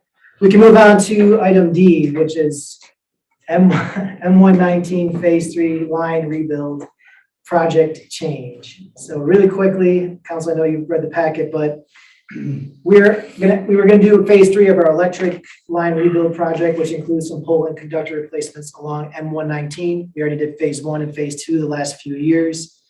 Well, MDOT came at us, well, I should say first, the project was expected to cost $390,000. MDOT basically came out to us last fall saying that they had concerns about the bluff stability along M119 as our lines are in MDOT's right of way. So they said, well, we're worried that if you guys take out the poles and put the poles back in, that's going to cause some disturbance. We don't know what the effects are going to be. We talked back and forth with them. We then said, all right, we're going to use the existing poles. They said, no, we're still worried you guys are going to disturb the soil and cause some, prove to us that you're not going to harm the bluff. And that's an engineering study that's going to cost several $100,000 because we're talking about several miles of bluff there, Phase 3 and Phase 4. Well, I should also preface, first they said there's only going to be 500-600 feet that they were concerned about. Then they went back and said, nope, the whole phase, 1 point something miles, and then Phase 4 as well. So a couple $100,000 to do a study. I don't know, give or take how much it could cost, Michael, but to maybe end up saying, you know what, we can't conclusively prove that this is not going to disturb the bluff. So we're left with a few options then. And really the options are to move to the north side of M119, right? Because the poles right now are on the south side. Option 1 is to build poles, or I guess one of the options is to build poles along the north side, keep the lines above ground. The problem with that is, you have to trim trees. The right of way is kind of tight in some spots. It's going to cost a lot of money. Other option is to move the north side and bury them under in MDOT's right of way. There's a problem with that is there's some sections of MDOT, and Michael McGee, our engineer, will talk about that soon, but that might not be wide enough or workable enough in order to put our lines underground. So the third option then would be to move the project to the north side of M119, go outside of MDOT's right of way, and then get easements from all the property owners along there to give us permission to put the lines underground, which of course, greater legal expense and greater time because you have to get easements, and 1 or 2 property owners could throw this whole thing off or at least lengthen the process. The benefit that we have though is that Charter Spectrum is on board to chipping in money because they have lines on our poles and they would want to put theirs underground as well. The benefit to most property owners is that they'd be getting rid of the above ground lines that are on poles, they'd be knocking those down. So to them, it's a benefit to have lines be buried because their views are enhanced and the aesthetics are enhanced. Right. And then also AT&T, they are, I don't know if they're on board yet, but that originally they said they'll only chip in money to do that if MDOT requires them to do so. Our guys, our crew, electric crew, Dan Huey, and they would be able to do the work for the boring and the underground, putting the lines underground to save some of that labor costs. But we're still just looking, regardless of what option we go, we're still looking at, a couple $100,000 above or more of this original $390,000 project cost. So Michael, if you want to clarify, take it up from here. And Absolutely. Victor, you've done a very good job of summarizing on, I'm going to say, unfortunately, where we're at today. And this is a curveball that has been thrown at us by MDOT. MDOT's approval of this multi-phase project started a couple of years ago and has not been any concern. The project in the first two phases has been successfully constructed. We've used a stabilization process that is very commonly used on utility pole placement. So this is something that has not been ignored throughout the design or construction process in the first two phases. MDOT has, let me just say, strong-armed, and it is there right away that we are in here. So we have tried every methodology to follow what they have asked, and the target has moved every single time. It's been extremely frustrating to see what MDOT has done, and certainly we don't want to alienate MDOT, as we all need to continue to work with them on a daily basis, but it's the absolute truth that the target has moved. So that Victor has done a good job of summarizing what the options are to go forward. This phase project is a project that we identified many years ago, as was identified again in the study that I presented to you a couple of months ago. So work needs to be done on the system in some fashion. It needs to be rebuilt. And the options are to either rebuild it overhead with a lot of vegetation clearing, or to move to an underground. Underground, going to the north side of the road, trying to remain in the MDOT road right away. There are already many utilities on that side of the road, so it's very tight. And if you put another utility in that right away, and if MDOT comes along in the future and asks you to move, you have to pay. So the number one reason, if we go underground and then look at obtaining easements from private property owners to put these lines underground, is if MDOT would come along and ask you to move at that point for a road widening, they would have to pay you to move it. So that's the number one key. So it is a little, it will lengthen the time of the project. It will add some cost to the project. There's no way around that today. We have fought MDOT in every fashion that we can. Thank you, Michael. Jim, do you want to just add a little bit about the easements and the process for that and how it go? Certainly, it's possible to do it, and we're geared up. We can do this efficiently. I think, the problem is going to be getting the people to sign documentation and explaining what is being proposed, and getting their signature on the bottom line. And how long that will take is unknown, but certainly preparing easements, getting legal descriptions for that, that's just that's push the button. Jim, if a property owner refuses or is hesitant, is there any mechanism the city can? The city can condemn it, and that involves, paying, getting an appraisal and making a good faith offer, and then going to court and getting an order, which takes time and money. So those are. Who's going to be responsible to put the service back to the houses? The majority of these services along the north side are already underground. The majority of them are.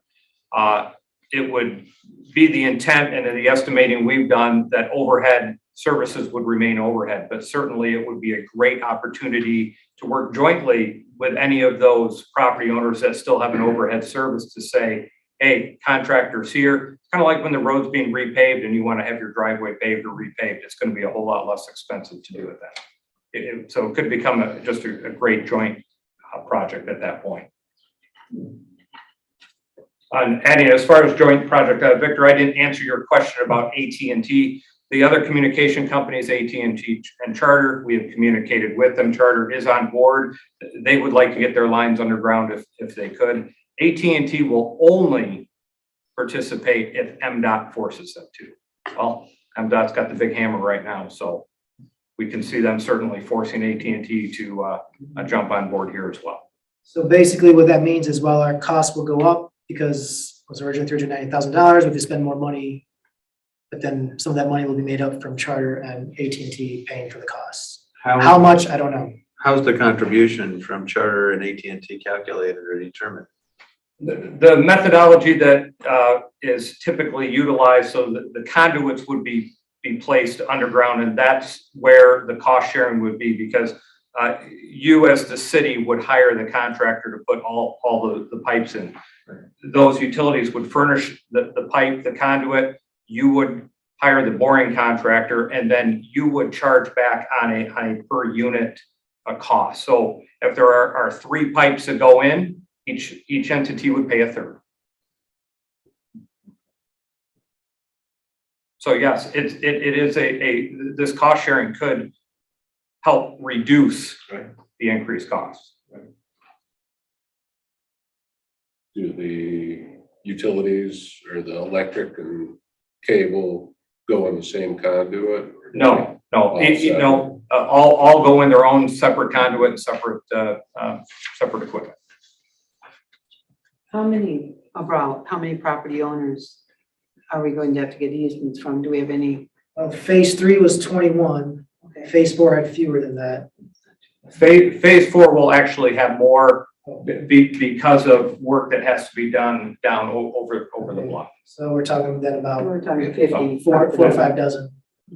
But over the bluff have to go underground as well? Yes, because MDOT, again, this is where the target has moved. At first it was no, then it was yes. So at this point, in an estimating and assumption at this point that MDOT will force that to happen. Just their feeder, not the whole. To take the line down. Feet going down. Down over. Feet down. Yeah, we would, yeah. You wouldn't have to do. Yeah. But a lot of it already is. Gotcha.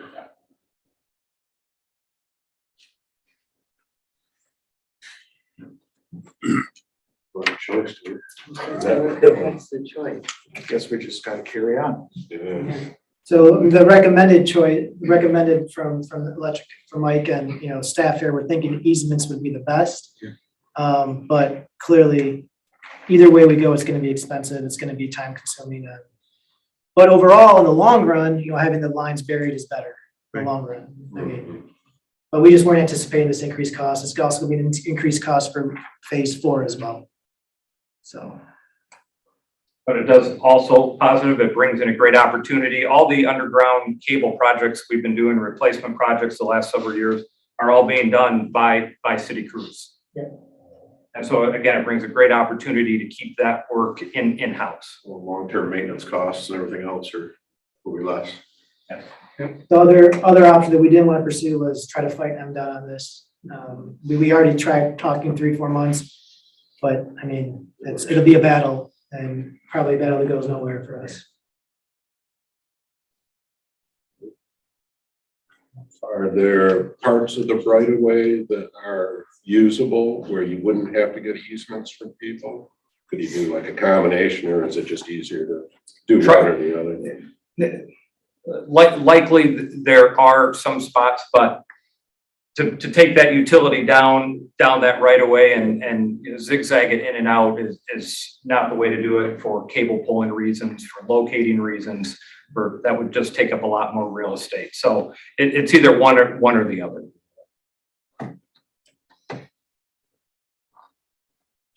Guess we're looking at some easements. All right, we'll try that. It's the right way to do it. If Ultimately, it fails, then. come back to truck. All right, I think we got it. So is this basically gonna push our projects back It's another year? gonna push it back, yeah, it's gonna, it all depends on how fast we get the easements, right? I mean, that's gonna be, it could be a while. So probably spring next year, I'm guessing. Maybe fall, we can start this year, but probably spring next year. we intended to start it this spring. I mean, we had bids out already, we already had bids back for the materials. We'll move forward. Before the question, I think Nick, myself, and Jim were the only three people at 2017-18, when a group of residents on West Bluff were willing to spend their own money to put the utilities underground. It might be worth looking back in the record to see what their opinions were, if they would be willing to do some cost sharing, given that there's a project at hand. That was a Approached the topic, city, yes. they had approached the city They about approached us. burying the cables for the 3 or 4 blocks along West Bluff, which is a lengthy stretch. And their biggest concern after the cost was the fact that they would also have to bear the cost of hooking up to the underground, and where would the transformer boxes be? That was their major concerns, as I recall, but I'm sure the record will show.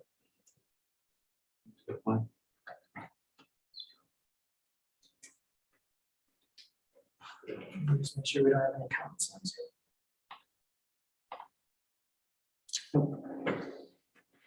All set to move on to the next item? Okay. Next item is a request to have a band play at a private wedding. Thanks, gents. Address. 9 Beach. Thanks. Yep, 9 Beach.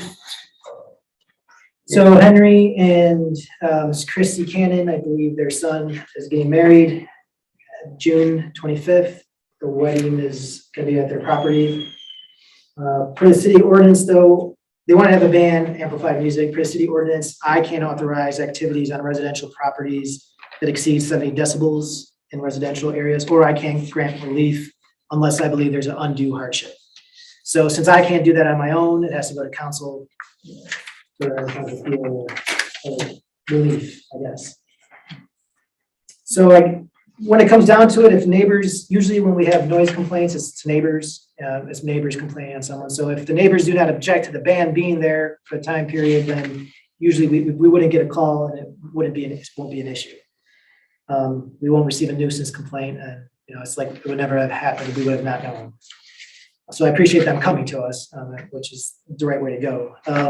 But we don't want to be put in a situation where the music is so loud that, we had it last year with the band that came in the summertime and people could hear it, above the bluff, from the lake. And we don't want to be put in a situation where this band is disturbing people 2-3 streets away. And that's just, we don't want to allow that. After doing some basic research, most wedding bands, I know they do have this information out there on the internet, but most wedding bands play between 100 and 105 decibels when you're next to the speaker. And so. Not the bands I listen to, Victor. Not the bands, 5 Finger Death Punch. We do have we don't have anything close to it for private properties, but we do have a section in our code that says, for dances and concerts that are open to the public, we are allowed them to produce sounds that are up to 90 decibels measured 10 feet away from the sound, the source of the sound from the speakers. We also have section 60.408, which is not clear, which says if there's a lawful concert in the city, there is no, there's an exception, so there is no maximum decibel limit. It doesn't say where that lawful concert happens. I'm assuming it's just a concert. It doesn't say, but I'm assuming it's lawful if the city agrees to it. Is this a concert? It's a wedding band playing. I don't know if it fits in the definition. So basically I think if council wants to request a relief, I just recommend the following conditions: that they obtain and submit some signed letters or statements from all adjacent property owners. They already submitted a few emails from neighbors, which I think that suffices as well. The band can only exceed that decibel limit between 7 p.m. and 10 p.m., which is the hours they say the band will perform, and that they shouldn't exceed the 90 decibels measured at a distance of 10 feet from the source of the sound, because we already have that as a standard. Now, Kyle's not gonna be out there measuring it unless he gets a complaint, but yeah. Kyle. Is that in week proper? No, that's in city limits. Okay. Yep. It's not part of the association? It is part of the association. Because I was just thinking, and Victor had asked me about it, would it be favorable to ask like the weed board to approve this as well? That way we're getting their buy-in on it. Yeah, we didn't have their rules. It's gonna be right down by the big willow, just before the little creek. Yeah, Yeah, they're right by the Colonial. Right, by Colonial. But at least if they approve, I just thought of it as I said here, at least if they approve it, that's getting their association stamp of approval. It's already good if we got a letter from the association also. Excellent. I think Henry Cannon is online on Zoom. Henry, if, I'll give you a few seconds to speak here if you want. Yeah, can you hear me? Yes, we can. Oh, good. Okay, my name is Henry Cannon, and we're at 9 Beach, Christy and I. We've had, over the last 15 years, our other two sons were both married and had receptions and all at 9 Beach, never had any problems before. We wanted to make sure that we were working with the city on this, and therefore I've submitted an application to make sure we're totally transparent. The band they're talking about having is like a 5-piece combo, and I sent Victor some of the music that I think they play to listen to. Victor's remarked that the sound coming out of normal weddings, somewhere between 100 and 105 decibels, may be true. I don't know, but if you take that at face value, and that being a fact, I have contacted an engineer, Kimberly Horn, which is nationally recognized, who has told me that at 200 or really at 100 feet, that 105 decibels from the source of the sound gets reduced down to 50. So, and that's in the middle of the property behind the house, I would say is probably about 200 feet to either property line from the neighbors the adjacent neighbors we have permission from, knowing we're having the band. But if you took 100 feet even, both sides, you wouldn't even get to the edge of those properties.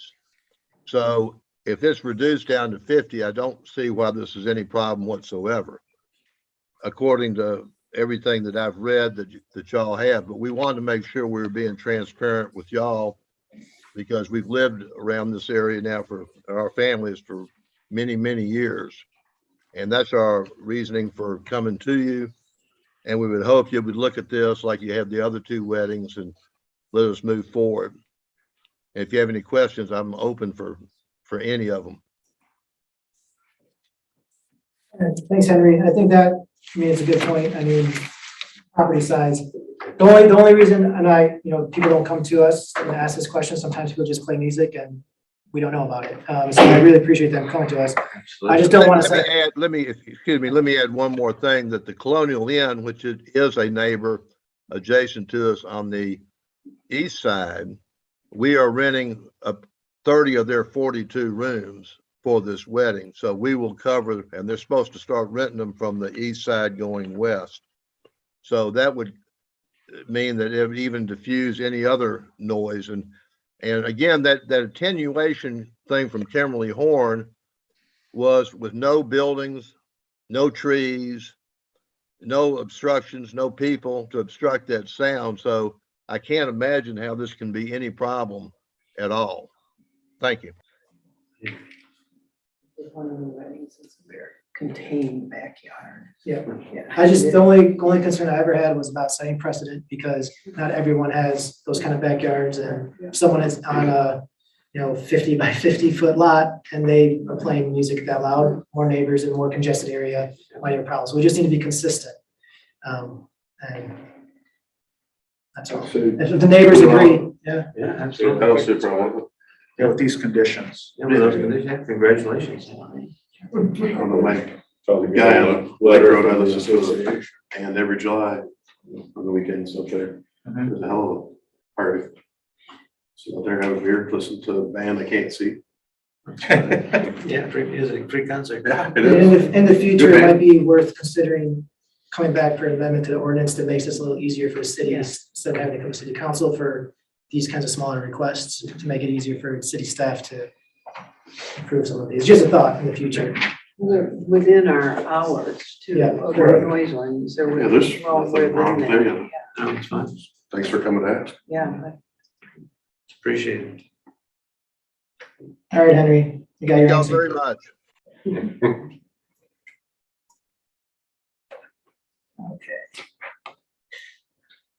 Almost there, guys. I think we're at city manager's report. And I'll get this fixed. I don't know what happened. There's a few things on the city project updates. The harbor master building flooded, likely due to a frozen sewer line. And Nick, I don't know if you checked yet, but he's gonna check with our insurance companies to see if they cover the cost of the cleaning and repairs. It's carpet, stuff like that, floor is not good. Toilets, we just put new toilets in there as well, and they were bubbling up, so. The Pepper well was pulled for inspection, one on Pepper Street, and to rebuild the pump.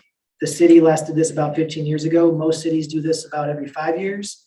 Our benefit is we have much cleaner water than other cities, so our pumps don't go as bad as quickly. But we're trying to get on a regular schedule here. It wasn't a major cost, a few $1,000s, but it's something we need to do more regularly. And finally, the city won't be purchasing the new half-ton DPW vehicle that we had planned to purchase. None of the big three auto companies are participating in the government discounts for the half-ton this year. And we could go up to a bigger 1 ton, but we don't need a 1 ton. It's going to cost more money. We could go to a non-government discount, but it's not urgent to the point where we need a truck right now. So we'll wait to see this fall, next spring, if the big three are participating in the government discounts again.